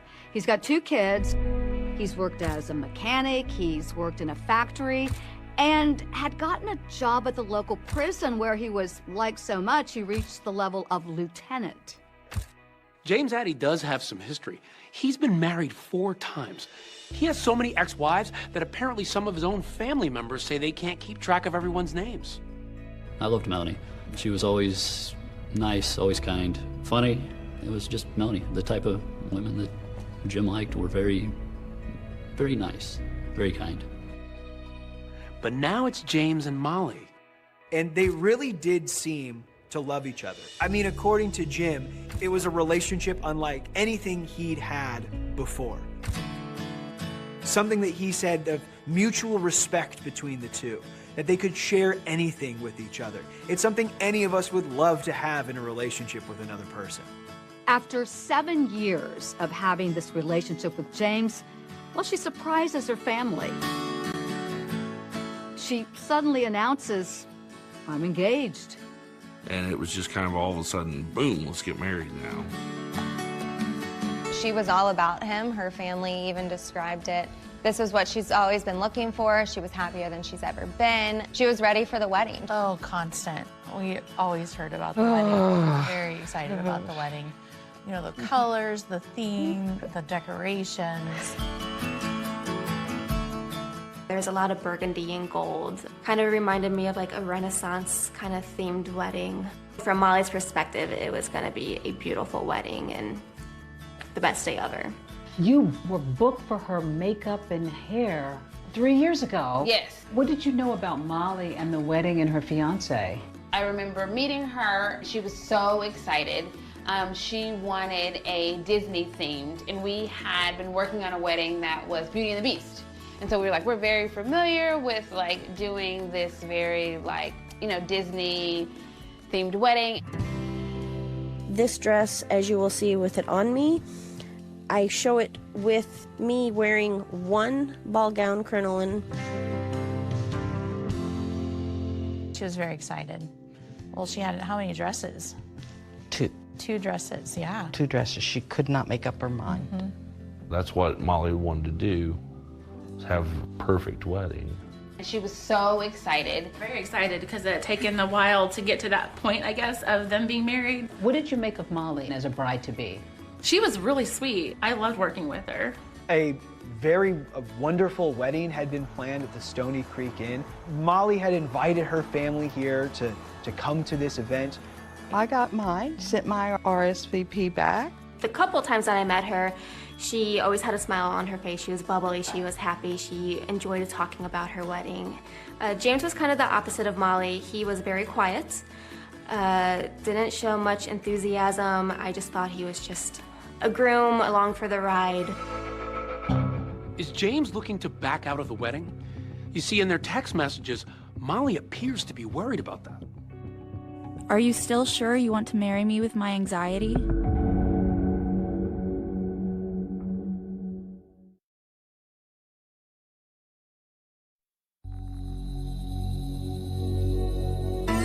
Before her life was cut short on that backcountry road, Molly was over the moon about her upcoming wedding to James Addy, but her family wasn't so sure. I asked her, you know, what does your family think about him? And she was really kind of hesitant, and she said, you know, my family doesn't really like him. They've only met him a few times. He pulled in one day and Sandy was in the kitchen and she says, "Come here, come here." So we're standing in the kitchen looking out the window and I went, "Him? She likes him?" And she said, "Yeah." Even though Molly and James have been together for 7 years, they don't really know this guy. Molly's brother even says he doesn't know James's last name. He could never look you in the eye. He could never talk to you directly. Everything was very evasive with him. He put off bad vibes to everybody. He was like a ghost that would come in and go out. But Molly was protective. It was her business. Now Molly is finally getting married again, but some of her closest relatives send their regrets. They're not coming. That was my last message to Molly. I'm not gonna be able to go. My kids have a softball and baseball tournament that weekend. I said, but you know how I feel about weddings and funerals. I kind of have a thing anyway that I just kind of avoid weddings and funerals. Molly finally had convinced me. She sent me a text message the night before she was murdered. It's actually the last one I got from her. It said, "You have to be there. It won't be the same without you." And that kind of got to me. So I told her, I was like, "Okay, I'll do it for you." Never would have thought that I would have been going to her funeral that next week instead of her wedding. Never would have thought it. Late 2017, early 2018, James Addy and Molly Watson began planning a wedding, going to the recorder's office, getting a marriage license.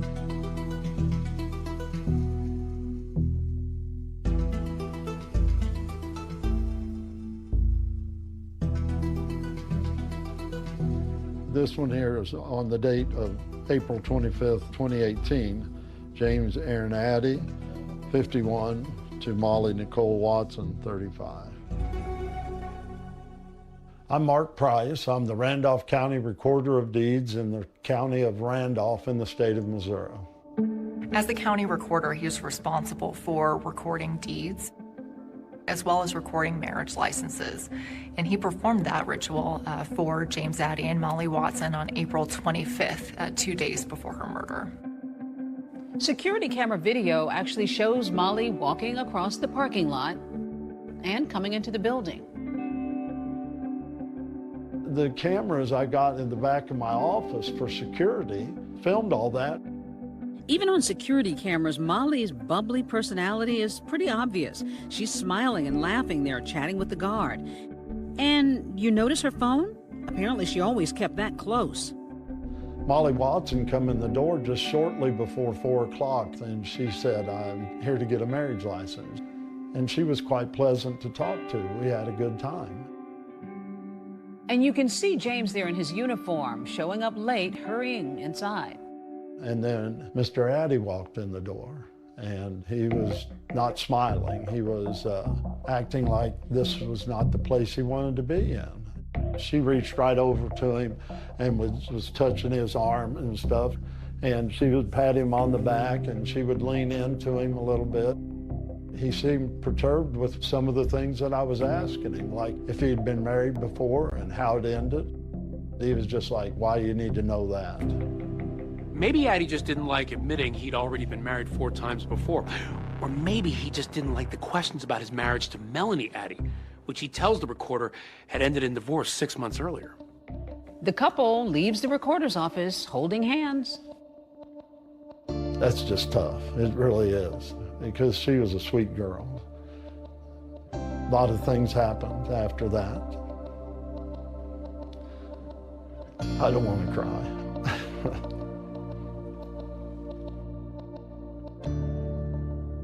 Judging by their text messages, it appears Molly Watson, the soon-to-be 5th wife of James Addie, is beginning to question just how committed this guy really is. Are you still sure you want to marry me with my anxiety?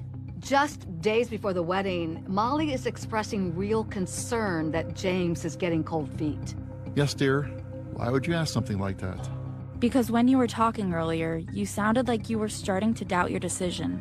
Not even close, dear. James is trying his best to reassure Molly that he is all in. Are you changing your mind? Not at all. Then what? It worries me that you were changing yours. I wasn't. Good. If you read the cards that James sent, this sounds like a man in love telling Molly, "You are truly the love of my life, now and forever. You are my everything. I love you. I adore you." This does not sound like a guy who's nervous about getting married. As Molly is building and getting ready for the wedding and the excitement is starting to take over, there's some horrible news. James tells Molly his ex-wife, Melanie, has just died. His ex-wife / mother of his kids was in a car accident over the holidays. And she had just passed away from the injuries. Molly was told by Jim that she was on life support for a bit, and eventually we had to pull the plug on her. We had to let her go.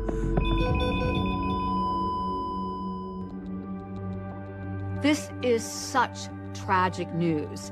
And of course, it could not have happened at a worse time, just as Molly is putting the final touches on her day, her wedding day. Boom, this happens, everything is thrown into chaos.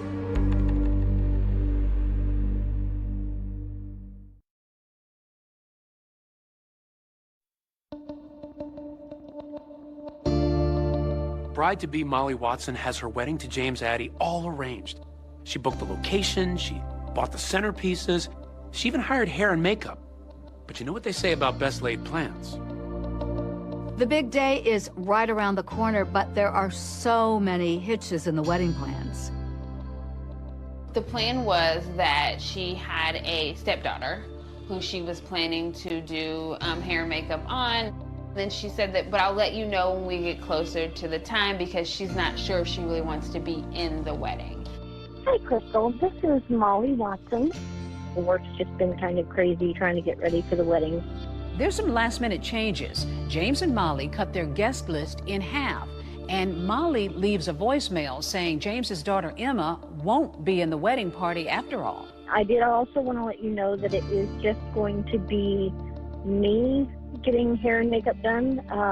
My soon-to-be stepdaughter has decided she and a friend are going to do each other's hair and makeup, and so we're just going to go that route. We're like, oh, you know, no big deal. So I didn't really think anything of it. James had told Molly, who told me, that his ex-wife was involved in December in a really bad car wreck and that she was on life support. And they didn't think she was going to make it.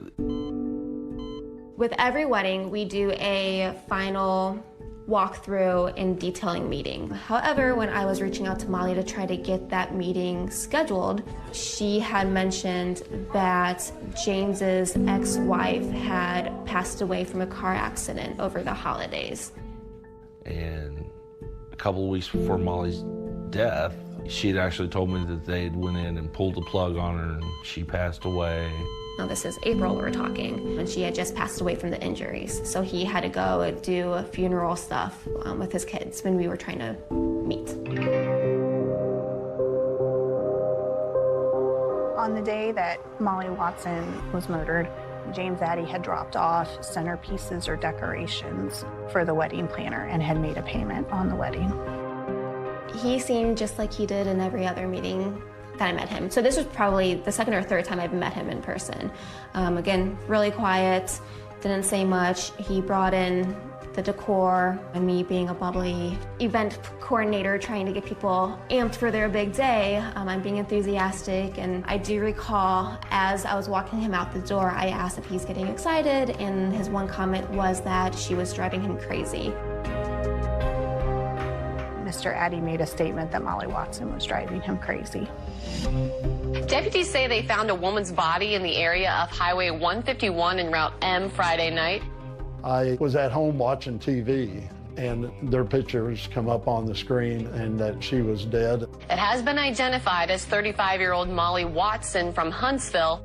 And I went, oh my gosh, and I hollered at my wife. I said, Carla, I think I was the one that sold them the marriage license just earlier this week. The investigation is sort of launched throughout that night with the Missouri Highway Patrol going out there, looking at this. Now police get their first big break in this investigation. And that's thanks to the guy in the pickup truck, Glenn McSparron.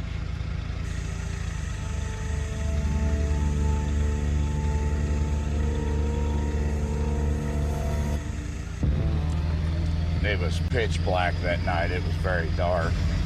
Glenn McSparron was taking a shortcut that night to and from his mother's home and discovered Molly's body on the way back from his mother's. However, we also found out that that was not the first time he had been through the water crossing that night. About 30 minutes before he discovers the body of Molly Watson, he's driving down this same desolate dirt road in Monroe County, Missouri.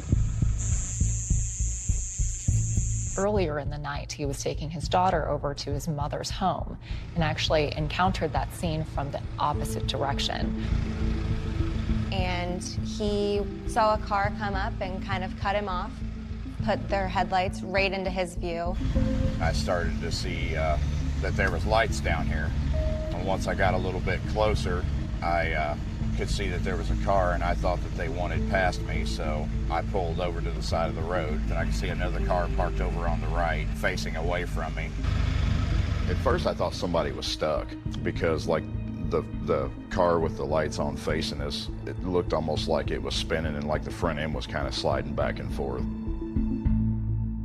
He said he saw a short white guy driving the car. An older white male in a big grandma car. Glenn McSparron described the car with the older white man as an old grandma car. Then all of a sudden he pulled up down closer to us. I rolled my window down just a little bit and I stuck my head over next to it, and right about then the guy got out and come to the end of his door. And I couldn't hardly see him because of all the glare. And I just kind of turned my head towards the window and I said, hey, is somebody stuck down there? And how did he say that? He said, I don't know where they're at. It's going to be a while. Glenn McSparron had a brief verbal exchange with this older white male, and the other individual indicated that Glenn needed to go around a different way. So I just backed my truck up a little bit and went back to the west. The more I thought about it, I was like, something's not right. And I talked to my mom and my brother for a minute, and I told them, I said, I'm gonna go back through there.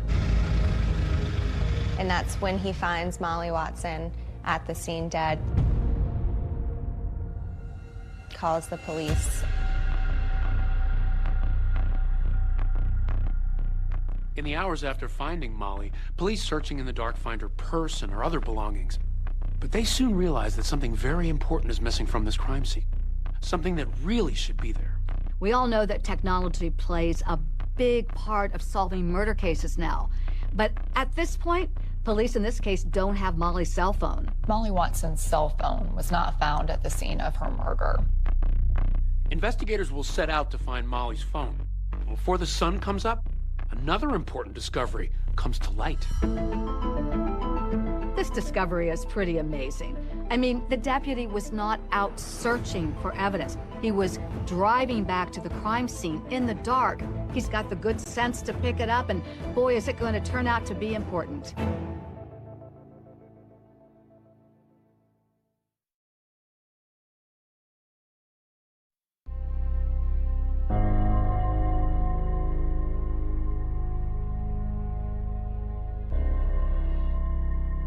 The crime scene is in the middle of nowhere in Monroe County, Missouri. It's remote. I mean, it's really grown up. You're driving in between trees and horseweeds down to the creek. So this is a low water crossing. You can kind of see the roadway on the other side. It is an unpaved gravel road. It's a low water crossing, so it's muddy at points. At this muddy crime scene, right where that witness says he saw a man driving what he called a grandma car, investigators find remarkably well-preserved tire tracks. There were tire impressions which were along the edge of the road. There was an embankment, and there appeared to be markings that looked like two O's.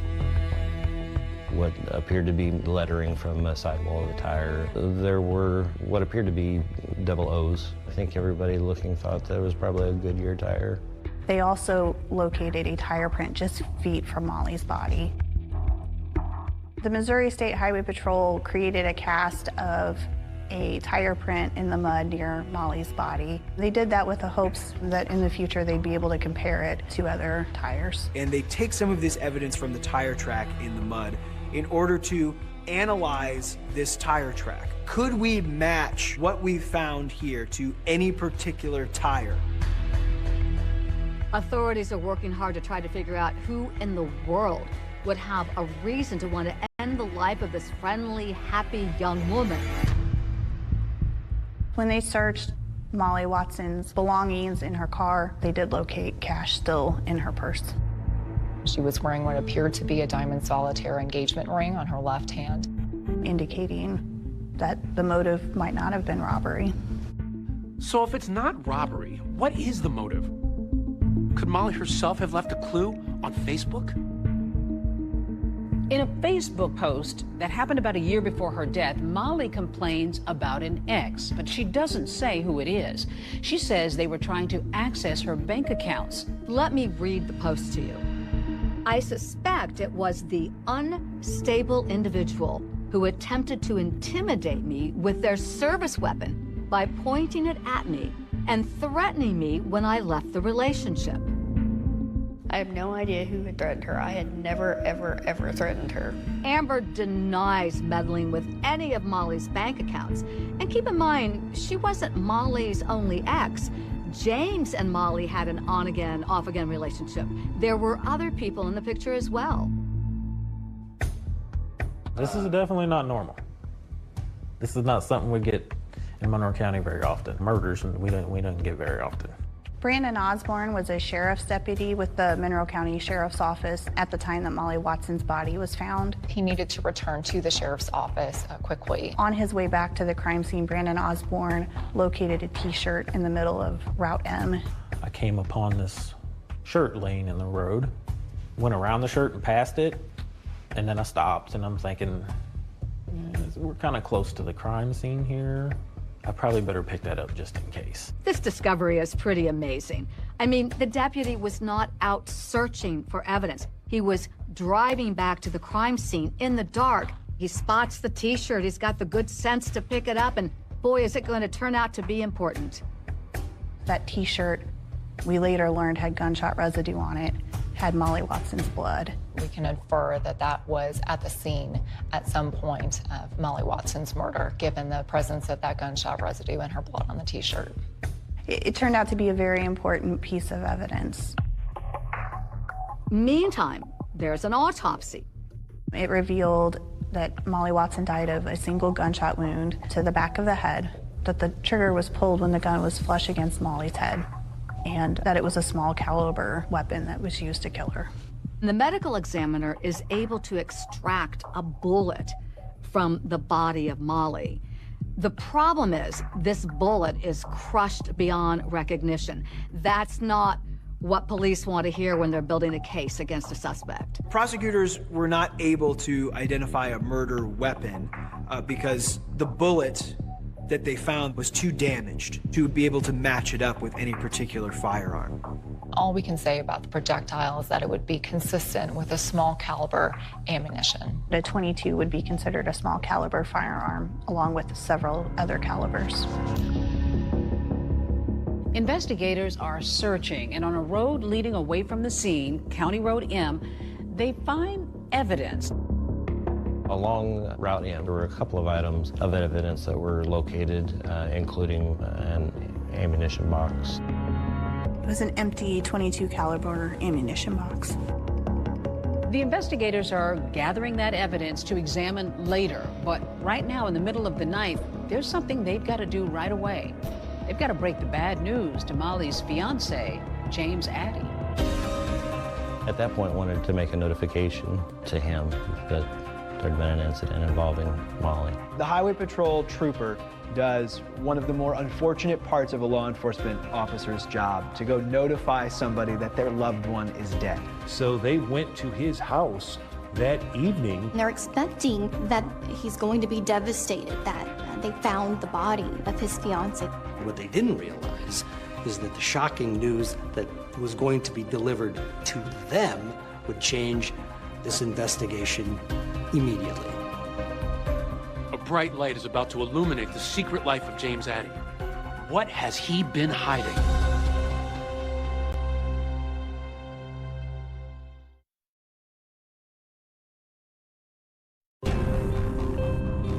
This is an unbelievable story. This is a story about a double life.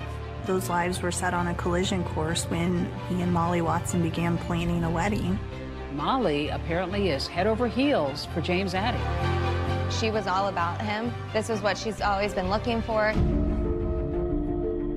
He had told Molly that his wife died in a terrible accident. 2 days before this long-awaited marriage, Oh my God. Molly's found murdered. It's just built and built and built. And somebody was living with a lot of secrets.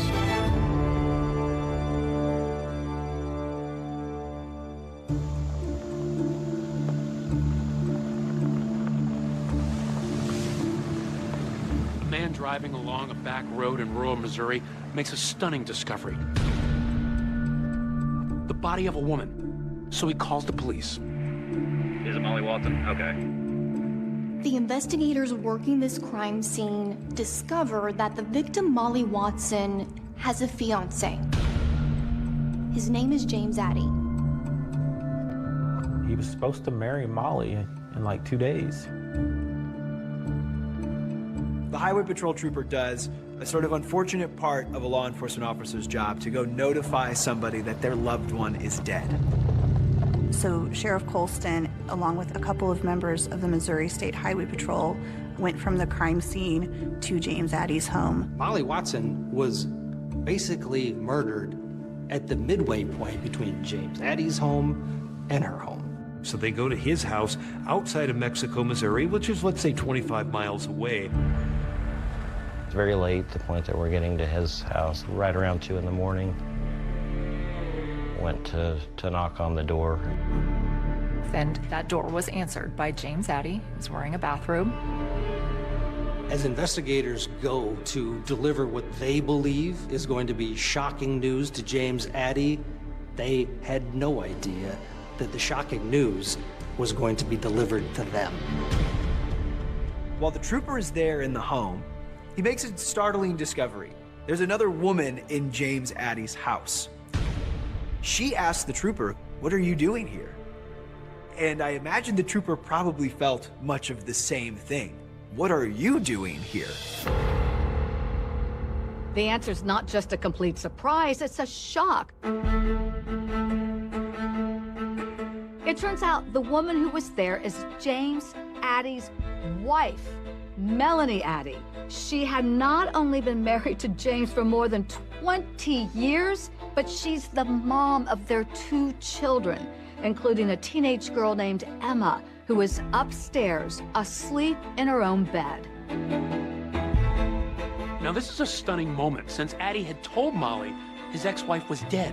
We definitely were not expecting for there to be a wife present. She's his wife? The guy's living a complete double life. What is going on here? It was kind of like he was stuck between a rock and a hard place. He was realizing that I've already been married for years. I have 2 kids with this woman, but I also have this whole other life. He knew that in 2 days, all of that was going to collide. This is a huge predicament for him. How do you keep both of these lives going? Molly knew he was married. He had told her, and she told me all this. She's like, he has a wife, he plans on leaving her once their daughter graduates high school. Why would you ask someone to marry you if you're already married? Right. You know, just continue on the way you were. Turns out Melanie Addy is James Addy's 4th wife, so that would mean Molly would have been his 5th marriage. But it's really unclear how those previous marriages ended. We tried to find those previous ex-wives, but no one we interviewed for this story knew any details. The wife, she denies any knowledge of the affair. I don't think that she knew. I guess Melanie asked who Molly Watson was, and he had to confess, yeah, it's my lover. James Addy was interviewed apart from the other members of the home. He admits that he was cheating on Melanie with Molly, and that, yes, they had been engaged to be married. He admits early on that he had done something he should have in terms of an affair. He never said he killed anyone. Mr. Addy became visibly hot and uncomfortable during that interview. So hot and uncomfortable that he actually walked over to his window, opened it, and put a box fan there to blow the cool air in. At first, Addy offers up an explanation of what he had been doing that night. James Addy said he was going to see a friend that night at 7 o'clock. He says that he was going to pick up an avocado plant. Says that he got back home around 8:30 that night. But Addy also admits something else to police. He tells them that he had been talking to Molly earlier that night using a phone that he kept hidden from his wife. There was essentially a secret phone or a private phone that he only used to communicate with Molly Watson. It was a purple cell phone that he went out and grabbed and gave it to investigators, said this is what I used to communicate, and boy did he communicate.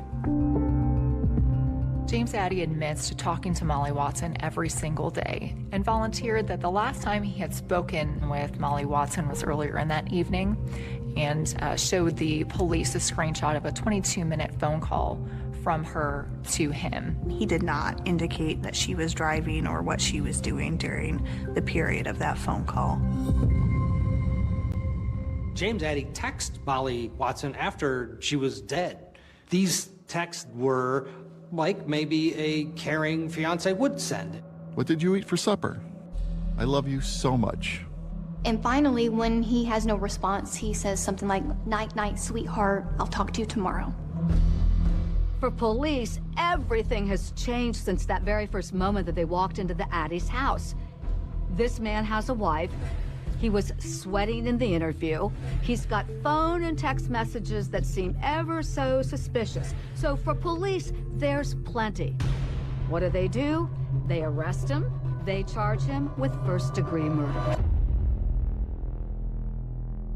Now the trick is building a case. Doing all right, sir?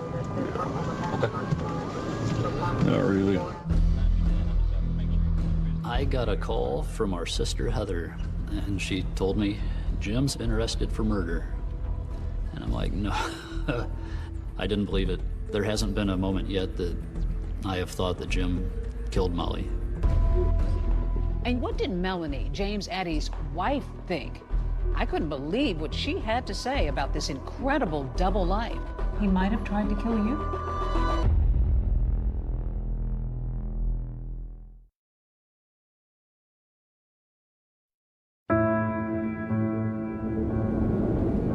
All right, here we go. I'm here with Joe Diaz on our way to Monroe County to interview Melanie Addy about this stunning story.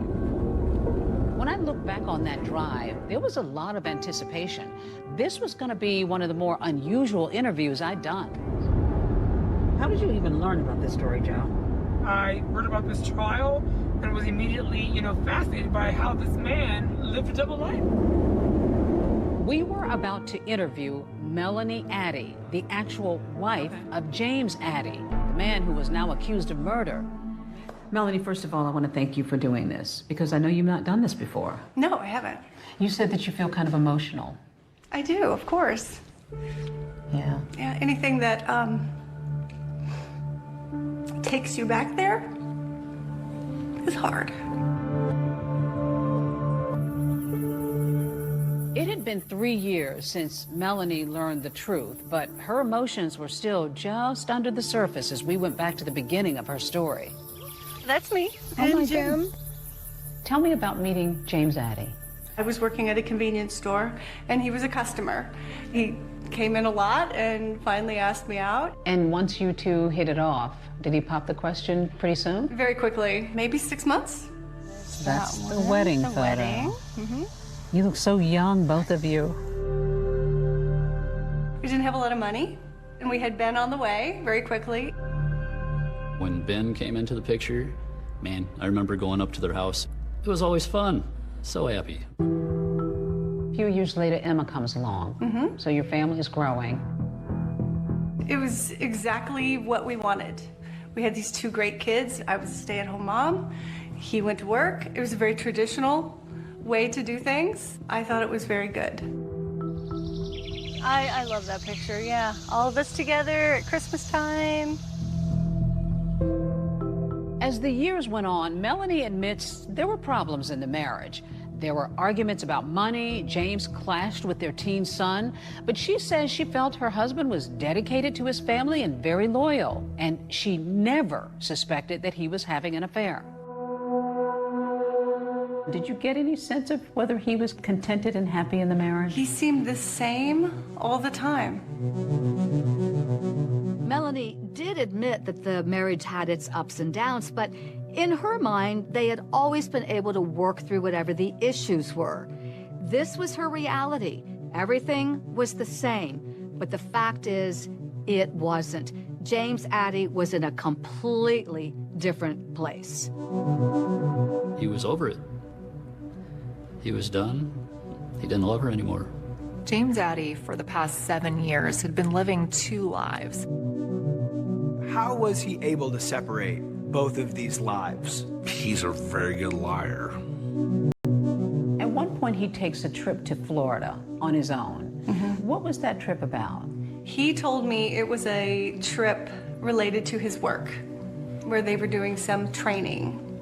He took the extra step and printed out what looked like a business letter, made it look official that that's what he was doing, but he was taking the trip to Florida with Molly.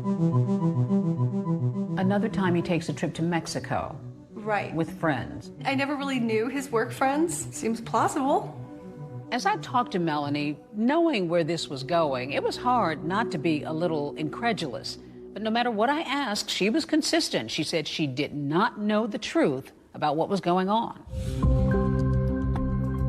He would get off work at 3, and usually he would get home at 5. And I would say, well, why are you always so late? And that would be an argument. He didn't want to tell me anything. Any suspicions? Not about an affair, no. No suspicions about an affair meant no suspicions about what was going to happen on April 27, 2018, the night Molly Watson was killed. So let's go back then to April 27, 2018. Any strange behavior on his part? No, not at all. Nothing. He just seemed like he always did. About 7 o'clock, he came in to the living room where I was and said he was going to a friend's house. Did it strike you as unusual or odd? I remember being irritated that I wanted him to just be home, and he had a hard time staying home. Do you remember when he came home? I was asleep. Melanie says that Emma stayed up long after she had gone to bed. And whatever time James Addy got home, well, Melanie says that she woke up at 2 in the morning to the sound of his snoring. And she says she did what she normally does, move to the couch in the living room. What next? About 2:30, I think, I saw police car lights out my window. It was very strange to see that. I didn't know what was happening. She wasn't ready for everything that was about to come. She wasn't prepared that he had this whole other life that was happening without her. The police tell you yes, that your husband has a dead fiance? Yes. And he's engaged to the woman? Yeah. And you're learning all of this in one night? Immediately, yeah. And you've been married for 23 years. What did you think? I can't even tell you. It was just mind-boggling. It made no sense at all. None. Were you angry? Were you hurt? What were you feeling? Probably just disbelief in the beginning. It didn't seem right. This was not my life. Did you think that your husband was capable of murder? Yes. It just seemed like something he would do to fix a problem. He was a pretty selfish person. He could be controlling and intimidating, and it could be challenging. I could see this being a way out for him. Melanie Addy begins searching her house. She searches a loft-type area above the garage, which she rarely went into, and found a photo album. She finds several photos of Jim and Molly together on trips to Cancun, of them together, smiling, a happy couple. She found the photos of them in Florida on this trip that she had thought was a harmless business trip for him to go on, that he was actually there with his fiancée getting ready to get married. Were you asking yourself, how could I have missed this? Oh, absolutely. Every day. Every day. How do you not see this? I guess because I wasn't supposed to see it. So he's under arrest. He's in jail. Yes. Do you go visit him? The following week, we were both in tears. Both in tears. What is he saying to you? That he's sorry. He's very sorry for the affair, but he insists that he was not the killer, that he is not responsible for this. Was there a part of you that felt for him on any level? Absolutely. Because I felt like, oh, I have to take care of him. This is what we do. We take care of each other. Did you look at him suddenly as a stranger, as somebody you didn't know? I looked at him as someone I didn't want back. What would become of James Addy? If there's one piece of smoking gun evidence in this case, prosecutors say it's not a gun, it's a cell phone. Like they say, deceased person doesn't speak, but it's almost like Molly was speaking from the grave.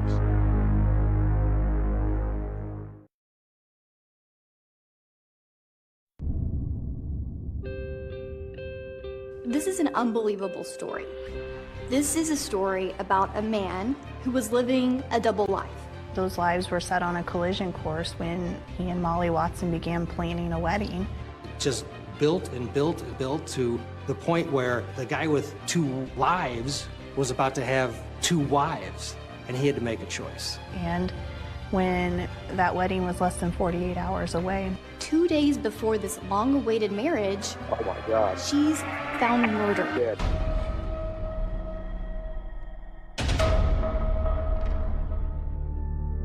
A trial has started for a mid-Missouri man accused of killing his fiancée. James Addy is accused of killing his fiancée, Molly Watson. James Addy, the former prison guard, has himself been under guard, locked up in county jail for 3 years until his trial begins. A female appeared out of a side room, caught me completely off guard. The lead investigator, Bradley Ream, takes the stand. I asked her who she was. She replied, "I am his wife." He testifies about that jaw-dropping moment at the Addy home when they find out that James Addy is already married and his supposedly dead ex-wife, Melanie, is still very much alive. She's standing right there.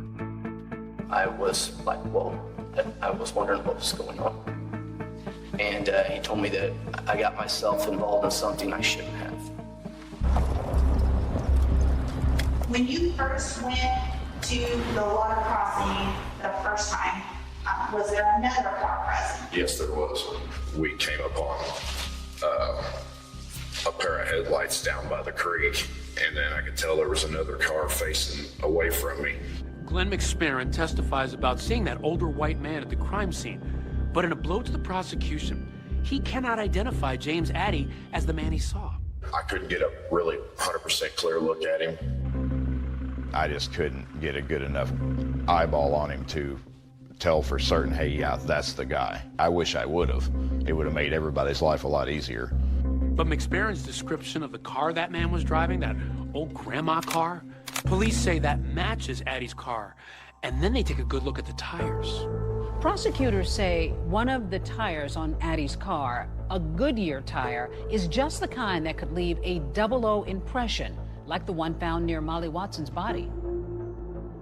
It wasn't just that 00 print from the side of the Goodyear tire. Officers have something more. What prosecutors call a perfect tire print in the mud, just a few feet from Molly's body. A state crime lab expert testifies that he compared the right rear tire on Addy's car to a cast that was made of the track that was found at the scene of the crime next to Molly's body. And what conclusion did you draw, if any, about the tire and the cast? My conclusion was that particular tire made that particular impression. Prosecutors are convinced that this tire track matches Addy's car. The defense is saying, not so fast.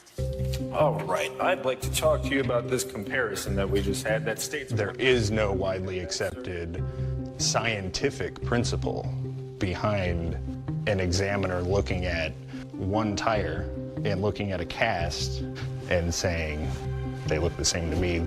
State's Exhibit 67. Could you explain to the jury what they're looking at here? That is an empty ammo box of .22 caliber.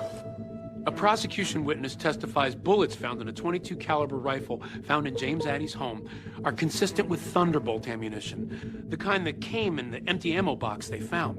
Even so, that doesn't prove that that's the murder weapon. Prosecutors call a long parade of highway patrol investigators and criminalists, and then they introduce a key item of evidence. Prosecutors say it's not a gun, it's a cell phone, also found out on the side of the road.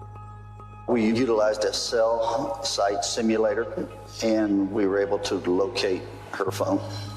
Molly Watson's cell phone was a vital link in the chain of evidence for prosecutors.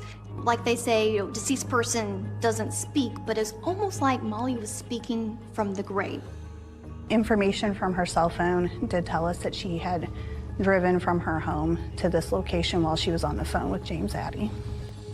Investigators are poring over all these text messages between James and Molly, and what they're hoping to do is reconstruct the events leading up to her killing.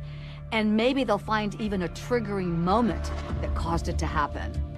And investigators say there's a reference to that story about Addy's wife dying after a car crash. Prosecutors say Addy texted Molly that his ex-wife's funeral was happening the day before their wedding. The funeral is tomorrow. I'm sorry, sweetness. I love you so, so much. Why would James Addy lie? I mean, why tell Molly his ex-wife Melanie was dead? Some speculate he hoped the story about the car crash would cause Molly to postpone the wedding and the collision of his two lives. But instead, it may have sped up his day of reckoning.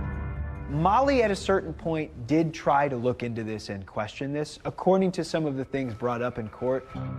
Forensic searches of Molly's phones indicated that the day before she was murdered, she was looking for Melanie Addy's obituary. What is the general theme of these searches? Searching for obituary or death notices for Melanie Addy.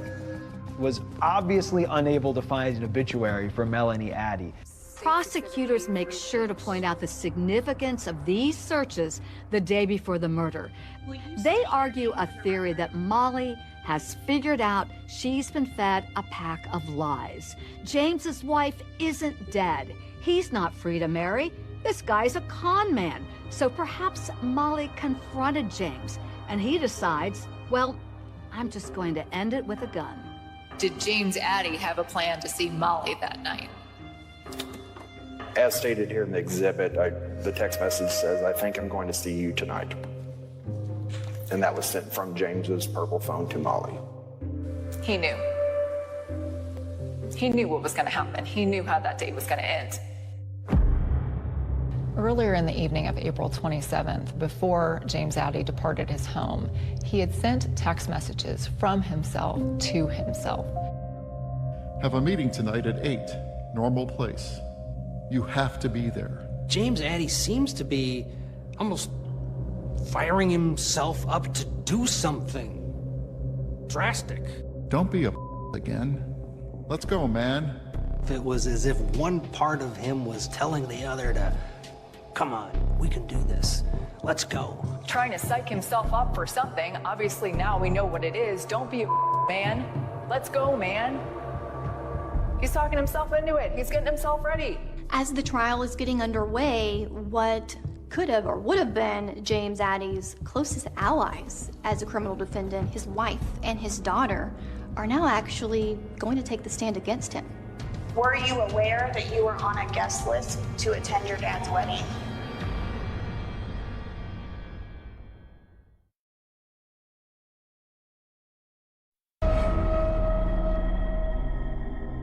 I want to talk specifically right now about the evidence of April 27th, 2018. Molly's last night alive. She was home just hanging out at her house when James Addy, her fiance, called her and said something to her that prompted her to leave the house. Grabbed her slippers, threw them on, grabbed her coat and threw it on, and told my mom and dad, you know, I'm gonna meet James here in a little bit. I'll be right back. And out the door she went. Molly was lured to this Monroe County road. A 22-minute phone call and a 22-minute drive to her death. The defendant's on the phone with her when she walks out her door. He's on the phone with her the entire drive. For the next 30 minutes or so, police say that Addy's phones, both of them, are silent. No calls, no texting. That is when he killed Molly Watson. Will you please state your name and spell it for the court reporter? Emma Addy, E-M-M-A-A-D-D-I-E. The most emotion that we saw out of James Addy was when Emma took the stand. James Addy was in tears. The evidence at trial showed that Emma Addy had actually met Molly Watson previously. James's daughter, Emma, needed a costume. And Dad said that he knew somebody who did that kind of thing. And that person was Molly, and he took me to go meet her, and she made a costume for me. James had introduced Molly as a friend from work. What was James Addy thinking? Introducing this secret girlfriend to his own daughter, and of course, the daughter has no clue what she means to him. I mean, why? Why would he do this? Did you know about his relationship with Molly? No. She articulated to the jury what she saw and heard and remembered from that night. I was still up doing homework at around 10 p.m.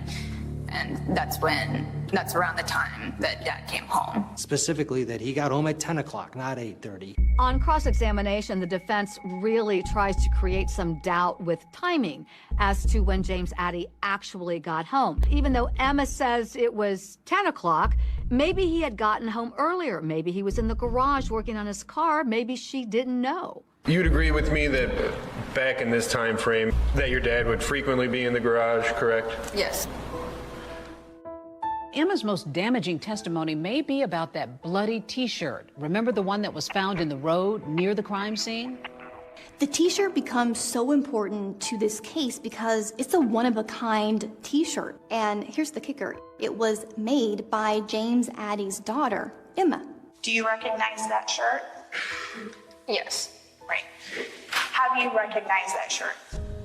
She was able to identify it because she made it as a part of one of her classes. And so she was able to affirmatively say, that is a T-shirt that I made. Okay, I know that's my shirt. She gave it to her father. I brought them home that day after the contest, and Dad said that he would take one to the garage just to use as rags. The defense offers the jury an explanation for why that T-shirt was found near the crime scene. He suggests that perhaps James Addy had given it to Molly. Is it so implausible that one fiance has a shirt that belonged to their fiance? As far as your marriage with James Addy, can you describe it for the jury? Testifying next, the woman James Addy allegedly claimed was dead, his now ex-wife, Melanie Addy. It was good sometimes, it was bad sometimes. I thought we both tried to make it work. You were called to testify. Mm-hmm. How hard was that? It's horrible. It's just horrible. You don't want to be there. I don't want to be in a position where I'm hurting him. I don't want to do that. So in April of 2018, were you still married to Mr. Addy and living in that same home? Yes. Did you have any plans to divorce at that point? No.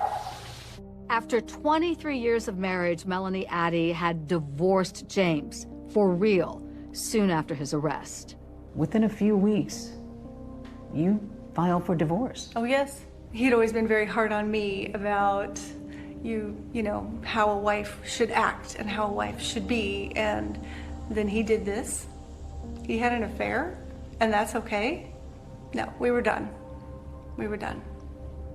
James Addy didn't react to his ex-wife taking the stand, but everybody else did. Anybody watching was riveted. I'm going to take you back specifically to April 27th of 2018. Do you remember that day?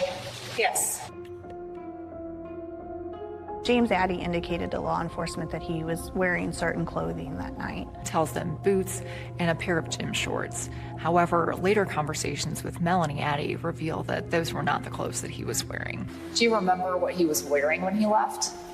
Blue jeans, a black jacket, and boots. Blue jeans, boots, and a dark black colored jacket. That jacket was never recovered during a search of the Addy home. Prosecutors also ask Melanie about that outrageous story, the one they say James told Molly, that Melanie was dead. Were you in a horrible car crash in October of 2017 around Christmas or New Year's? No. And is it fair to say you did not pass away in April of 2018?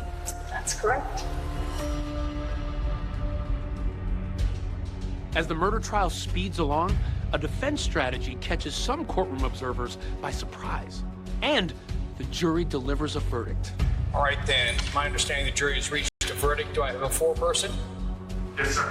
When the jury walked in, like 5 of the jury members looked at us, like they glanced over, and I thought, okay, I don't know if it's a good sign or not.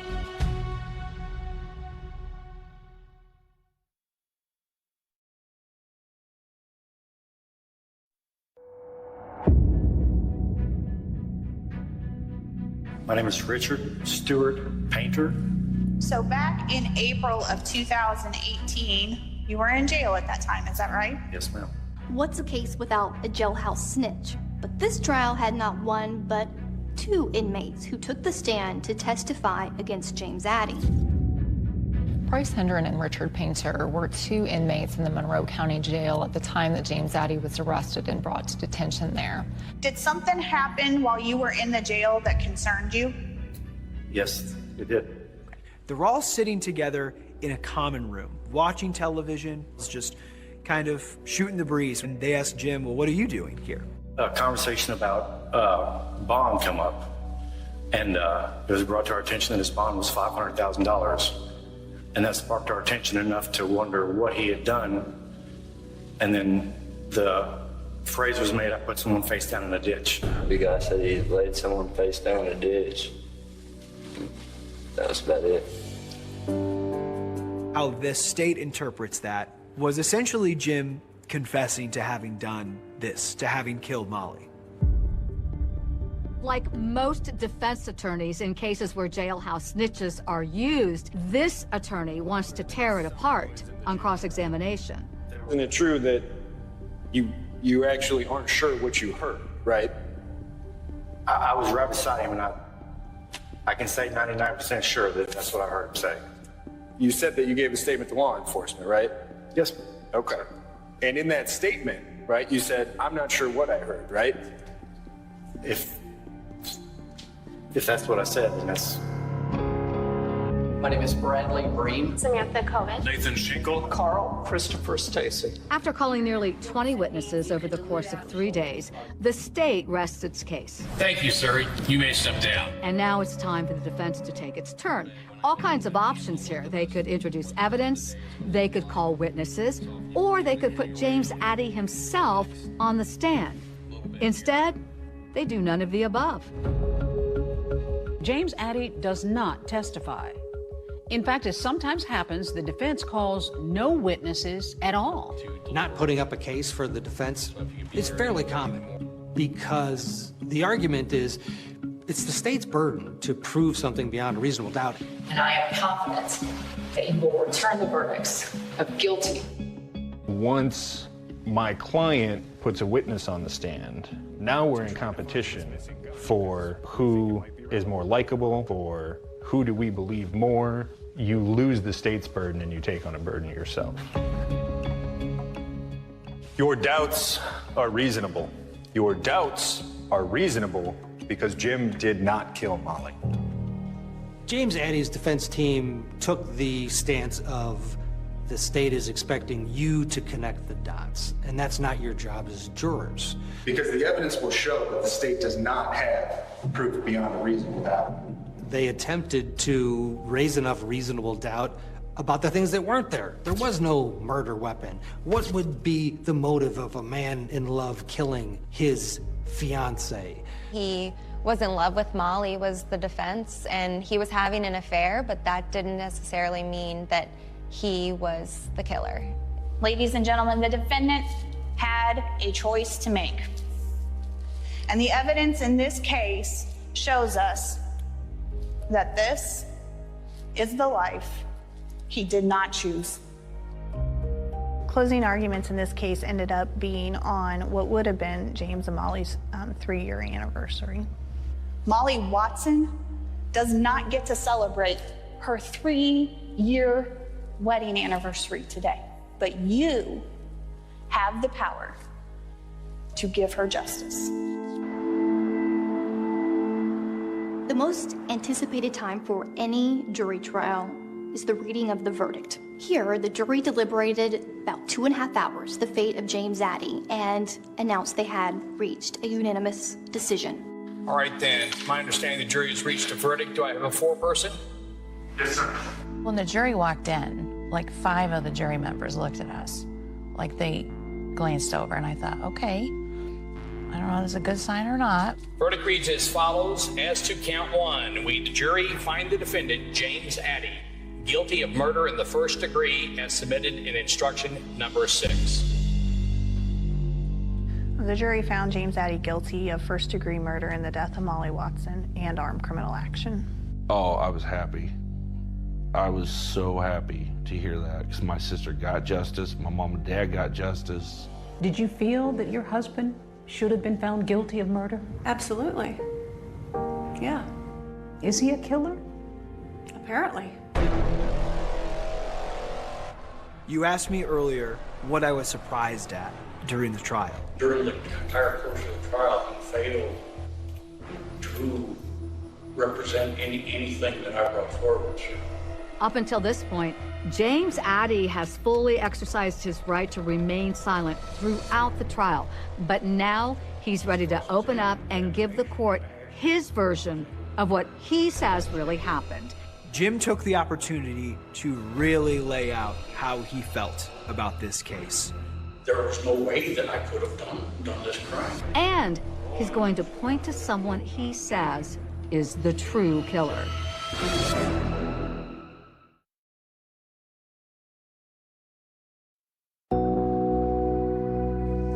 Thank you, and have a seat. We're here today on 18AC-CR01983, State versus James Addy. Matter comes on today for final disposition. 2 months after his conviction, James Addy is formally sentenced.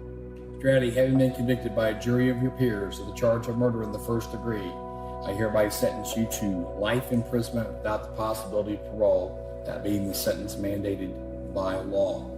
Once sentencing is over, the judge wants to hear from Addy. Anyone expecting regrets or remorse is in for quite a surprise. Normally, criminal defendants keep their mouths shut, they say yes when they're supposed to, and they move on their way to get their appeal going. Addy has plenty to say, beginning by reading a love letter to the woman he's convicted of killing. Molly is the love of my life. Addy insists that Molly was the love of his life. He says he misses her terribly and would have done anything to keep her happy. Addy is now asking for a new trial. He's complaining to the judge that his defense counsel was ineffective. During the entire course of the trial, he failed to represent anything that I brought forward. Jim honestly let his defense attorney have it. He said that he did not think that TJ did a great job. Can you give me an idea of what kind of stuff you wanted him to bring forward? Cell phone records, Facebook posts that were in discovery that showed motive that somebody else would. Molly had an ex who, according to him, had stalked her, very much so had a motive to do harm to Molly as her wedding was approaching. We reviewed all of the evidence collected during this investigation and presented the relevant admissible evidence at trial, and there was no evidence of any other person with a direct connection to Molly Watson's death. That evidence pointed to one person, James Addy, who had the motive, means, and opportunity to take Molly Watson's life. It was the sins of the heart, I would say. He should have been a man enough to just say, I did that, and I'm sorry. It's just terrible that damn it. I just wish he wouldn't have done that. I would like to see him and ask him, what were you thinking? Why did you do this to us? Why did you do this to you? You don't see yourself as a victim? Not at all. Molly's the victim. She's not here. She lost her life. It's so funny because here just a couple of days ago at work, I'm a mechanic and we have our bay doors open, and out of the blue, this balloon came right up to me and it says, "We love you, we miss you," and that was my mom, dad, and Molly telling me, "Hey, we're watching you." So it definitely felt good. You just think of the lyrics of that song that Molly loved so much from the movie Tangled. Bring back what once was mine, what once was mine. I begged her for an ounce of her strength so that I could put one foot in front of the other. Tonight, on an all-new 2020, an unbreakable bond between mother and daughter, but someone came between them. He's like, Mom's dead, and he just kept repeating, Mom's dead, Mom's dead. I ran downstairs and was hysterical and started vomiting. She was found laying right here. And I said, well, you can go right over there because that's the person that killed my mom. But just who was she pointing at? This is a delicate question, whether somebody that she was having an affair with could have had her killed. He started thinking about ways to engage his exit strategy. To get rid of her. To get rid of her. Hold on, he's coming out.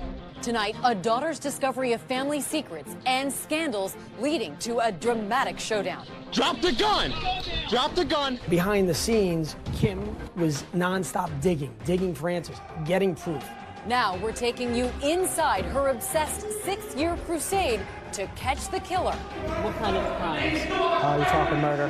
2020 tonight going into a dangerous underworld no one could have imagined. Drugs and a lot of money. Inevitably a murder of April Kaufman. Before this hour is over, there will be another shocking death. But is that the end of the story? This is my life, and I feel like this is the worst made-for-TV movie on the planet. Good evening, I'm Amy Robach. And I'm David Muir, and this is 2020. And here tonight, Deborah Roberts. WIBG, it's the talk of South Jersey. Driving the corridor between Atlantic City and Philadelphia weekdays between the hours of 2 and 4, you may have heard this voice on WIBG FM. If you don't vote, I will find out I'm going to your house. I'm dragging you outside. That's the no-nonsense April Kaufman, a peppery, provocative radio host. I love being here to bring you the truth. As unvarnished, as unpretty, unbuttered on the biscuit it is. Tackling topics from politics, caring for U.S. vets. Homelessness is a big issue in our country right now for our veterans. Listeners couldn't get enough of the Jersey girl with the platinum hair, big smile, and high wattage personality. She was like a whirlwind. Like, she would come in and she would make a lasting impression on everyone. In her upscale town of Linwood, New Jersey, not far from the boardwalk, April and husband Dr. Jim Kaufman, a prominent endocrinologist, are the community's consummate power couple. The two of them were well known individually as well as together. They really wanted to be involved in the community, but they also like to have some fun. Every day, the doctor and Mrs. Kaufman had a familiar routine. Jim heading to his medical practice before sunrise, and then a standing phone call with April at 8:30 a.m. But on Thursday, May 10th, 2012, that call to April goes unanswered. And after several failed attempts, Dr. Kaufman sends over his handyman to their home on Woodstock Drive, where he discovers a horror. 911, where's your emergency? Yes, I have my bosses down. She's lying on the floor in her bedroom and not answering. Okay, where are you, sir? 2 Woodstock Drive, Linwood. Okay, hold on, I'm transferring you.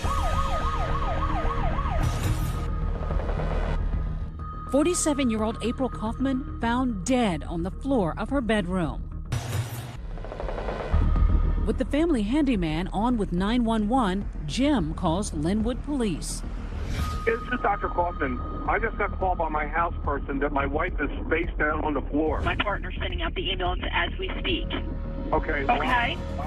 I'm getting there as fast as I can. Detective James Scopa took me inside the home where the wealthy socialite who once lived larger than life was discovered dead, shot multiple times. She was found laying right here. Face down. Face down.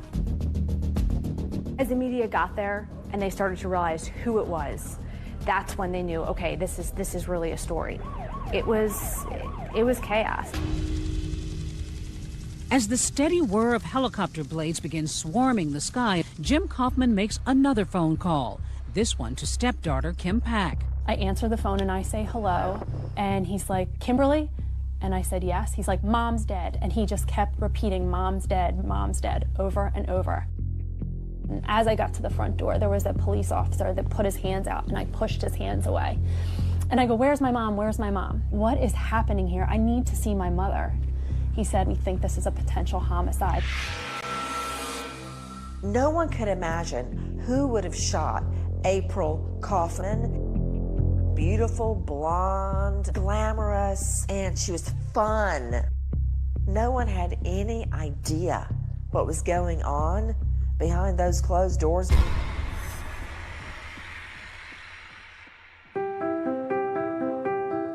She made everybody feel like they were her best friend. Didn't matter who they were, the checkout, the parking lot cart guy, you know, hey beautiful, hey handsome, how you doing today?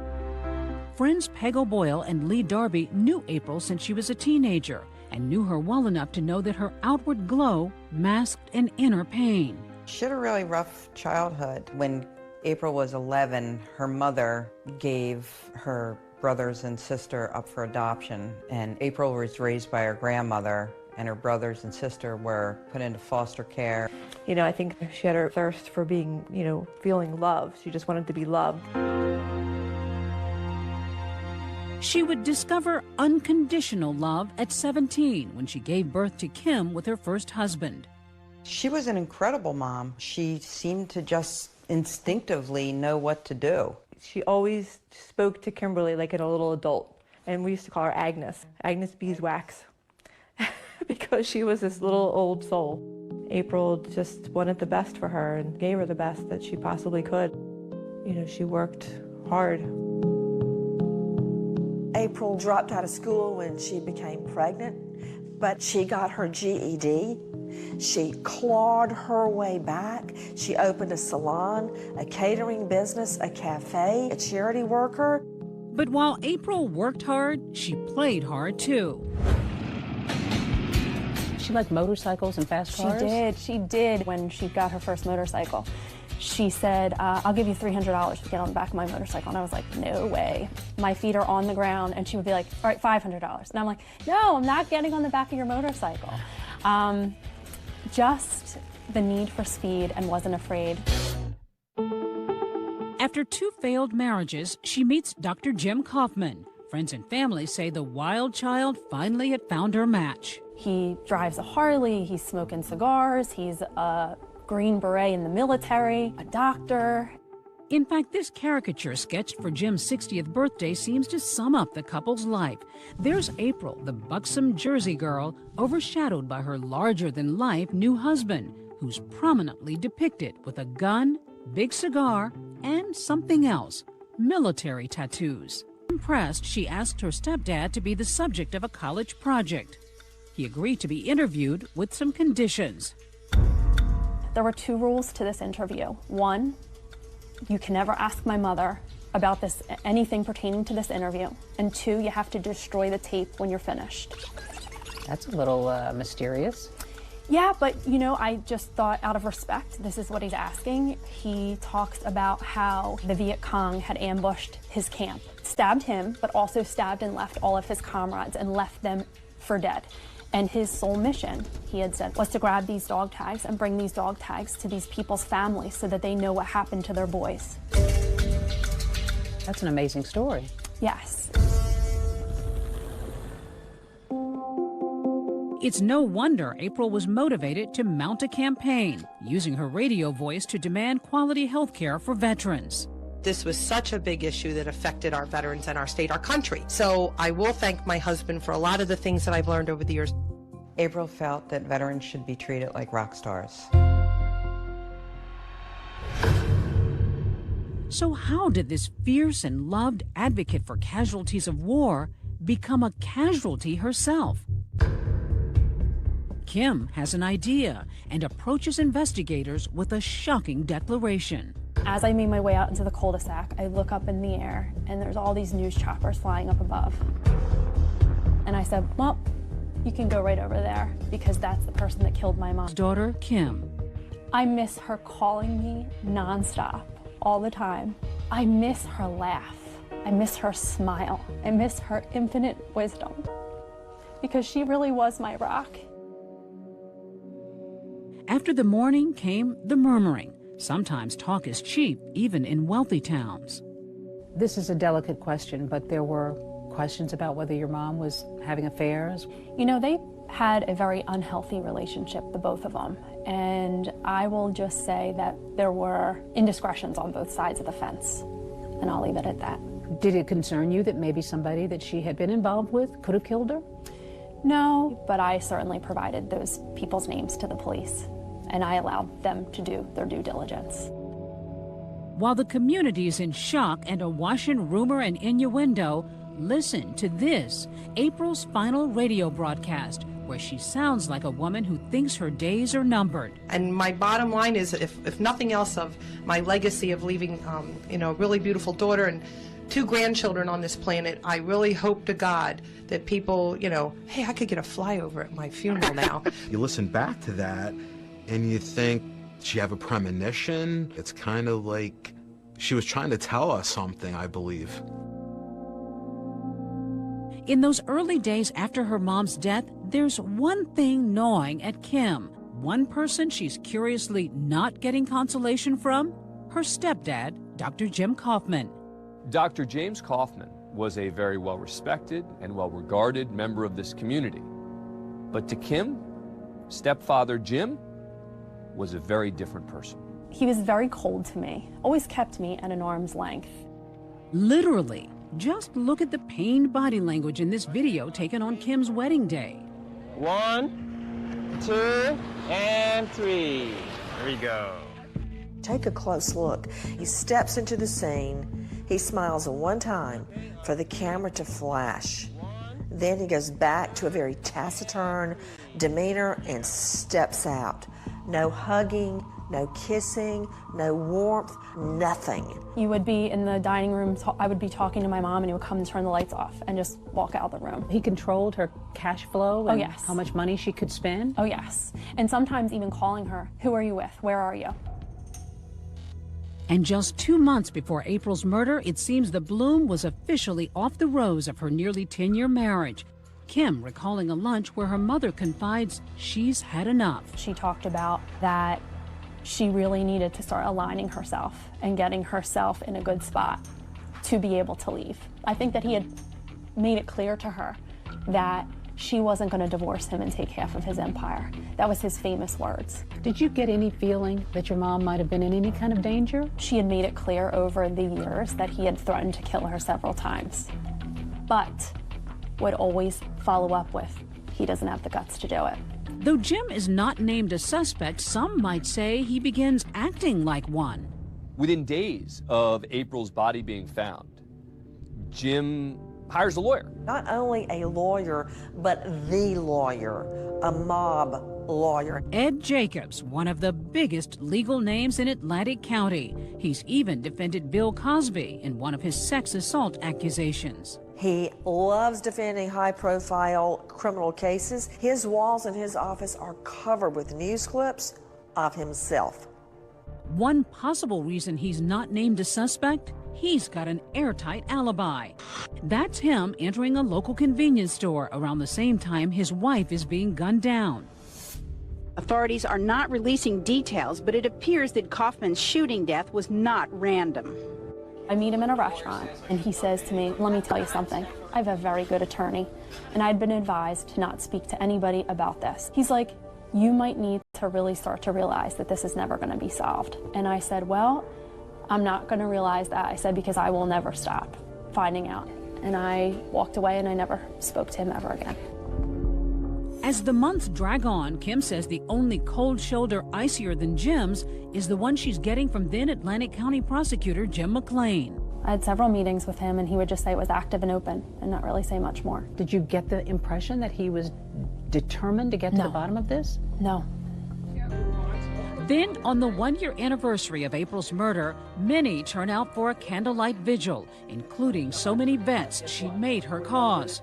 Noticeably absent, Dr. Jim Kaufman. He marks the milestone another way.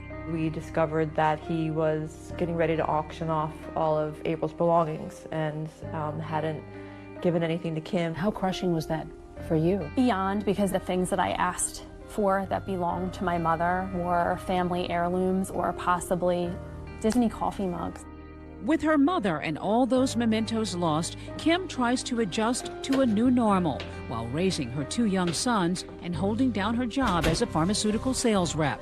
Marching through every single day, waking up with another day of hopelessness while trying to keep that glimmer of hope alive is a very tricky thing to do.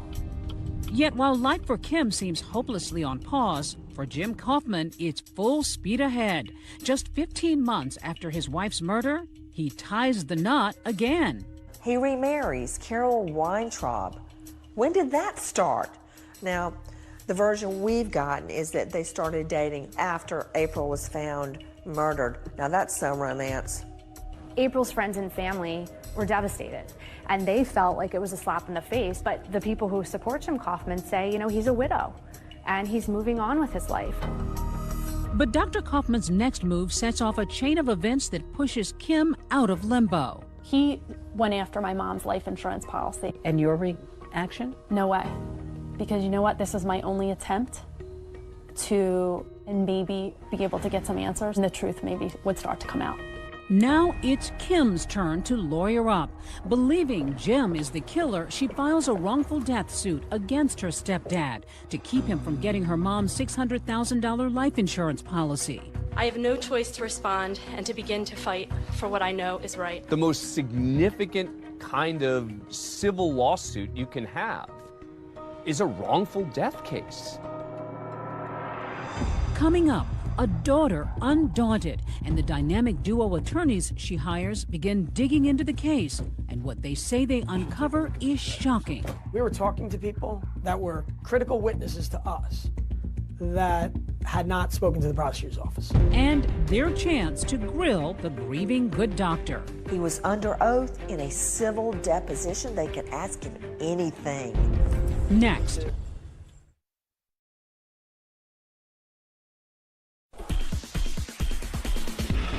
Atlantic City, legendary for its slots, signature shows, and of course, this moment. But the boom and the bust of the casino industry has made America's favorite playground a hotbed for crime, corruption, and a startling number of unsolved cases. Cases like April Kaufman's, but Kim Pack and her dogged attorneys, Patrick and Andrew Darcy, drill down, determined to get answers. Behind the scenes, Kim, with us, was nonstop digging for answers, getting proof. We were on an island, all on our own. But the tide may be turning. I grew up on the beaches and the boardwalk of Atlantic City, and I always say I have sand in my shoes. Meet Damon Tyner, son of one of Atlantic City's fabled firefighters and a longtime cop. Your dad was a bit of a legend. Yeah, he was very well known throughout the community. But the younger Tyner made a name for himself as a Superior Court judge. Good to see you. How you making out? So they named a pizza for me. I think right here? Yep, that would be me. And then last year, I, Damon G. Tyner, became the first black prosecutor in the county's history. So help me God. Many seeing him as the city's much-needed savior. You're doing a good job, man. I appreciate it. Great job. Thanks a lot. Thank you. You doing? You all right? I know, I'm not judge anymore. Good to see you. That man's cleaning up AC. There you go. You took a pledge when you took the office. Tell me about the pledge. Dating back to 1970, there are about 140 unsolved homicides. I urged my executive staff to tell me which cases were most solvable. Unanimously, they all came back to me and said, the murder of April Kaufman. But Tyner is sworn in almost 5 years after April Kaufman's murder. 5 long years. A lot of people wondered why 5 years passed and no recognizable work had been done. It wasn't that there were glaring mistakes. It was just an omission of effort, you might say. We wondered about that and tried asking former prosecutor Jim McClain about the investigation. His spokesperson tells 2020 McClain has no comment. Fortunately, Damon Tyner became prosecutor, and his team came to the conclusion that this case should be prosecuted. For the first time, someone's listening here. Tyner agreed to meet Kim Pack and her lawyers within that first month. What did that mean to you? The fact that I was lucky enough for him to say, I'm going to take a second look at this. Me, my case, thank you. Like, this is all I've been asking for this entire time, is for someone to care. It took 3 hours for Kim's lawyers to unpack all they had uncovered. You should take a look at these records. But no evidence as compelling or illuminating as this. Today's July the 11th, 2014. A 4.5-hour-long video deposition of Dr. Jim Kaufman himself, finally talking for that wrongful death lawsuit Kim has filed. Basically, I ask the questions, you give the answers. Understood? Yes. 4.5 hours under oath is a lot of time. It's a lot of questions. I do. Okay. We may proceed. That was the first time he could be compelled to talk. There he is in the hot seat for the very first time, getting grilled on everything from his love of guns. How many guns do you own? Approximately 18. to the moment he first saw his wife lying lifeless on the floor. I ran upstairs.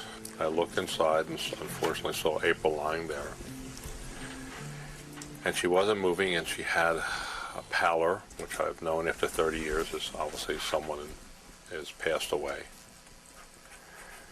And I ran downstairs and went out on the lawn and was hysterical and started vomiting. Okay, do you have tissues, by the way? I got Do you need to break? When I look at a deposition, I sometimes turn the sound down. I don't want to hear what they're saying. I want to see what they look like and what their facial expressions are. He struck me as a manipulative guy. But there's a barrel-sized bombshell about to drop. The doctor's casual and stunning admission about a secret he's been keeping for years. Seems that time he spent in the Special Forces wasn't so special.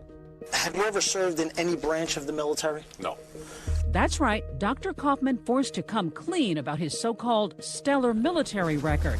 Those Purple Hearts, those sharpshooter medals, all lies. Did you ever tell Kim Pack you were in the military? Yes.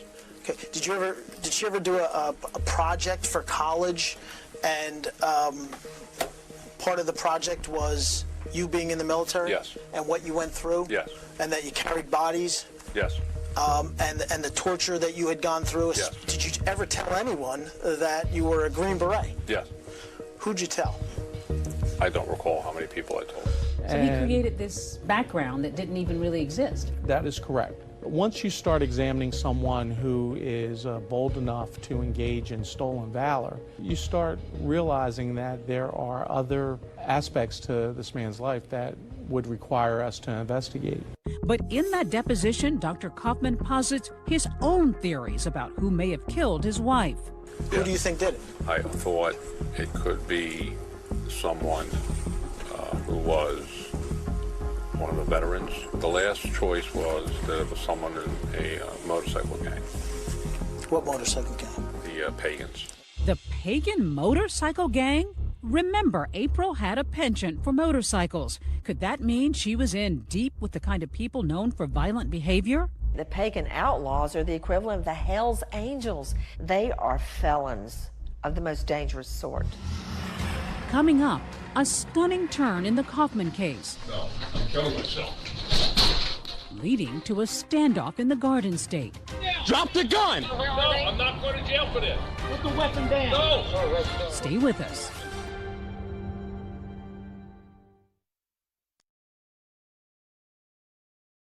At the Final Four, and smiling, and I'd put it on my brother's screen so that when he came in the morning, that would be the first thing he'd see is a picture of Jim Kaufman saying, yeah, so what? I killed her. What are you going to do about it? But there's an unexpected canary in Kaufman's coal mine. It's coming in the form of a tip from the FBI. The feds believe Kaufman may be involved in another unrelated crime. Lo and behold, another investigation related to insurance fraud, his role as a doctor, comes up. Investigators get a warrant to search his office. So they show up at Kaufman's clinic just to look at his records. On June 13th, 2017, we attempted to serve a search warrant at Dr. Kaufman's office here. Within minutes, it's clear this will not be a routine visit. Detective Scope at the prosecutor's office under the last week. Stay right here for me. Keep your names off down there. No. What does he do instead of ushering them in as most of us would with the feds?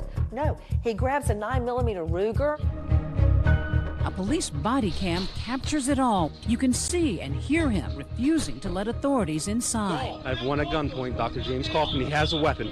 Drop the gun! Drop the gun! For 45 minutes, there's a heart-pounding standoff. Drop the gun! At one point, Dr. Kaufman threatening to take his life. I'm going to kill myself. It sure seems like Jim thinks they're there in connection with April's murder. Listen, let's talk. I'm not going to jail for this. We got movement. Finally, a hostage negotiator gets the disgraced doctor to surrender. Dr. Kaufman, please step out to the curb. Now, slowly. watch the building to make sure there's no one else still inside. This video changes everything. The husband of a murdered South Jersey radio host and advocate is behind bars following an early morning standoff. Investigators say that same day they seized more weapons from Kaufman and at least $100,000 in cash. That was a game changer. After the standoff with Jim Kaufman, he goes to jail, not for murder, but for weapons charges. He fights to try to get out. The judge would not let him out based on his conduct, and that gives the new prosecutor, Tyner, a chance to really dig into the murder case. Starting with the crime scene. So this is the house here. The bedroom that April was found was upstairs. But the biggest break in the case doesn't come from inside this house at all. We knew Dr. Kaufman that there was a point in time that he was inquiring about having her killed. And how'd you find that out? We were able to get a witness to cooperate with us this past November. That broke the case. And who was that witness? A former member of the Pagans Motorcycle Club. Remember them? They're the ones Dr. Kaufman had pointed the finger at in his deposition. The last choice was that it was someone in a motorcycle gang. What motorcycle gang? The Pagans. But now the tables have turned. One of those pagans ratting out Kaufman, and not just for murder. Prosecutor Tyner on January 9th, 2018. Hey, Sergeant. Good afternoon, everyone. My name is Damon G. Tyner. At a press conference, Tyner lays out the case of an elaborate and secret double life that Dr. Jim Kaufman was leading. Treating patients by day, writing fraudulent opioid prescriptions for those pagans by night. They would come in and be patients, and all of a sudden you had a prominent endocrinologist that was prescribing opioids and all kinds of other painkillers when that wasn't quite his practice. So he's got the power of the prescription, and then they've got the gang activity. Essentially, they were flooding the market with opioids and selling them at a marked up price. What a bombshell. This straight-laced doctor that everyone had respected was part of a pill mill, a drug ring. And not only that, with the pagan outlaw motorcycle gang. And April Kaufman found out. Found out and, according to Tyner, threatened to expose his secret seedy double life. He started thinking about ways to engage his exit strategy. To get rid of her. To get rid of her. For the past 5.5 years since April Kaufman was found shot to death, there's been little movement on this case, and no arrests had been made in connection with the murder. That is until today. An explosive breakthrough in the murder of radio host April Kaufman. Murder charges just filed against Dr. James Kaufman in a plot that police say involved members of a motorcycle gang. But wait a minute, didn't the doctor have an airtight alibi? Remember that early morning stop at a convenience store? Tyner says Kaufman wasn't the shooter, that he paid one of those pagans roughly $20,000 to do his dirty work and kill his wife. He went inside and he shot April Kaufman twice. And ironically, that alleged hitman died a year and a half after April's murder of an opiate overdose. His pills prescribed by, you guessed it, Dr. Jim Kaufman. When I heard the details of everything, it really, really was unbelievable. I feel like this is the worst made-for-TV movie on the planet. The prosecutor worries Dr. Kaufman could be targeted by pagan members in jail, so they move him upstate to the Hudson County Correctional Facility as they begin gearing up for their first major trial. Finally, a chance to close one of those Atlantic County cold cases. But then, another shocking turn. Dr. James Kaufman dead. Officials with the Hudson County Correctional Facility confirmed that he died at 9:20 this morning. What was your reaction when you heard this? I was stunned. This story started off terrible and is ending terrible. Dr. Jim Kaufman dead. But how? Were you worried that he could be hurt in prison? That's always a concern. Will justice ever be served? Stay with us.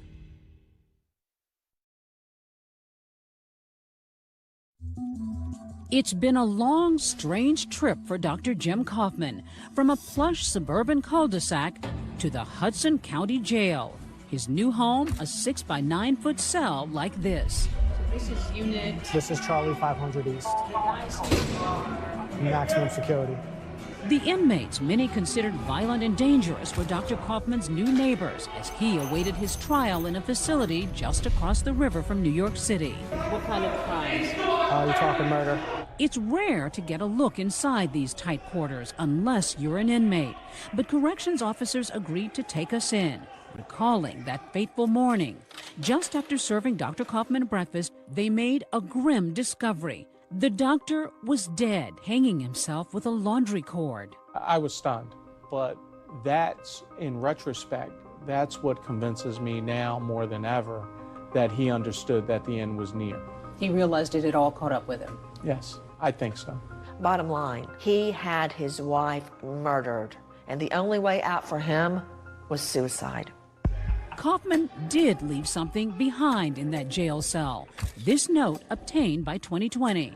Even in that jail cell, when he killed himself, he had to write this very lengthy suicide note to be in control at the very end, to get the last word. Kaufman adamant that he didn't kill April. I cannot live like this. No matter what anybody says, did not do anything to my wife. This 6-page suicide note is bizarre. Throughout the note, he quotes Latin, including phrases that Roman gladiators would say to the emperor before they fought in the Colosseum. Really? His final words do add a surprisingly new angle to the sordid saga. April came to me and said, would I like to go to a motorcycle rally to meet some of her friends? I was slightly shocked, to say the least, that they had the colors of pagans. The most important thing that Jim Kaufman wants people to take away from this note is, I didn't kill April. She introduced me to this outlaw gang. I was prescribing pills. They then got aggressive with me. They then started threatening me. And they're the ones who killed April. Were you able to determine whether April had any involvement with either the gang or the pill mill? Our investigation at the time did not lead us to believe that she had any involvement. I believe that at some point she became aware of it. I think ultimately that's the reason why she was killed. But dead men tell no tales, at least not in court.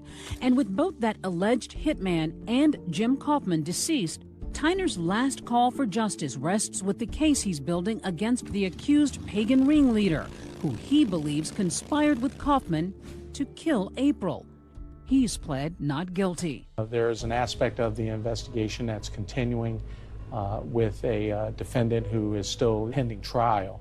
So I won't disclose too much about that part of the investigation, but suffice it to say that we were convinced that Jim Kaufman's involvement in this matter was enough to charge him with conspiracy to commit murder. Is there any doubt in your mind that her husband wanted her dead? There's no doubt in my mind.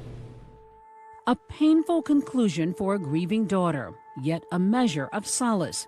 Kim Pack may finally find the justice she's been seeking for years. Why do you think this case wasn't solved 6 years ago? I don't know. That's the million-dollar question. But what I do know is that I was blessed and granted the ability to have peace in my life for the first time in 6 years by a man with determination and that believed in my story. And that is Damon Tyner. And I am forever grateful to that man. Although in a tale as twisted and tragic as this, there's hardly any true closure. And that's the saddest part of this entire story. Her mom's still not coming back. And when everything's quiet and it's just Kim and she's alone and she's thinking, her best friend's gone. We were robbed. And for what? I still don't have the answer to that. For what? When we come back, one of those precious family heirlooms sold at auction has been recovered.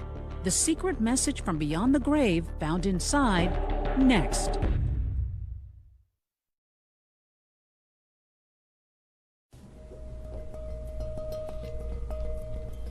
Kim Pack doesn't just resemble her mom, she's inherited the same passion that made April Kaufman so beloved. She's like a pit bull. She is. She latches on and she's not letting go until she gets what she's looking for. She's a mini April. There's been dark days, very dark days, where I just didn't know how I was going to do this. But I knew that I needed to stand up. This story needed to be told. But in that darkness, something special. Remember when Jim sold off all of April's belongings? Turns out Lee Darby and Peg O'Boyle, dubbing themselves April's Angels, swooped in. These women got together and they were on the phone calling people, raising money to be able to buy back things that belonged to my mother. So that's how you got the last remnants of your mom's things? Yes, and my mom collected these little Limoges things, and this was the first item that I touched from the auction. And inside this note, it says, "To Kimberly, from Mom. Whenever you look at this, you know you're always loved. You're so special. Best wishes for the rest of your life." And you had no idea that note was there? No, and I feel like this was meant to be. I feel like I was meant to have this. I keep this by my bed. It reminds me that my mom is with me all the time. Out in the community, other reminders. My husband and my boys got this bench dedicated for her. It's special because it's a spot that we stop and my kids will bring up a memory or they will talk about her. And if Mom could say just one more thing to her daughter? I think she would say to me now, you can breathe, you can go on and live, you don't have to be sad anymore. And thank you for fighting.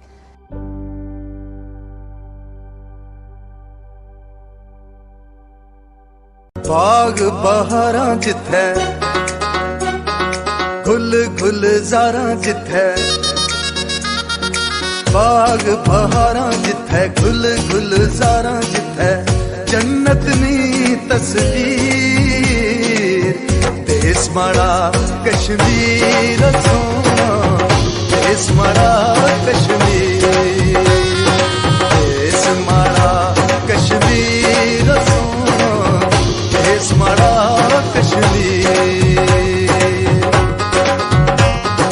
खुद एक कमाल कुछ है इसनी मिसाल कुछ है खुद एक कमाल कुछ है इसनी मिसाल कुछ है बेमिसलो बेनजीर देश माड़ा कश्मीर सोना देश माड़ा कश्मीर देश माड़ा कश्मीर सोना देश माड़ा कश्मीर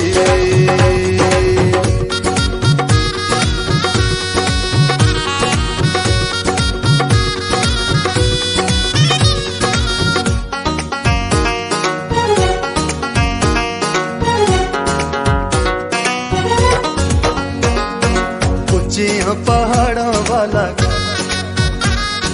घने चनारा वाला ऊंचे पहाड़ा वाला घने चनारा वाला ठंडिया हवा वाला रंगली फसावा वाला हुस्न भरी जागीर देश माड़ा कश्मीर सोना देश माड़ा कश्मीर देश माड़ा कश्मीर सोना देश माड़ा कश्मीर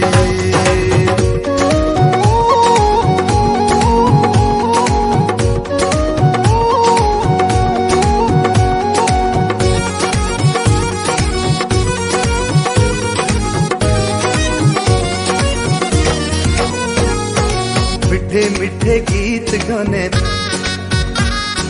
पंछी परी तालाने मिठे मिठे गीत जाने पंछी परी ताला ने खुलियां फजावां विच जिसनियां चावां विच होवे दिल असीर देस माड़ा कश्मीर सोना देस माड़ा कश्मीर देस माड़ा कश्मीर सोना देस माड़ा कश्मीर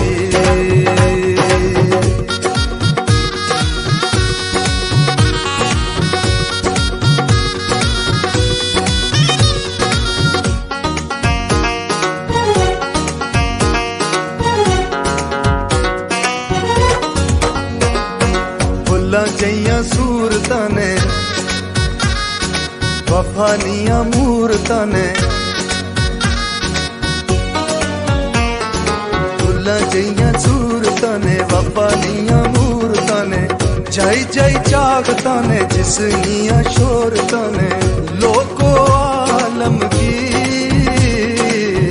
देस माड़ा कश्मीर सोना देस माड़ा कश्मीर देस माड़ा कश्मीर सोना देस माड़ा कश्मीर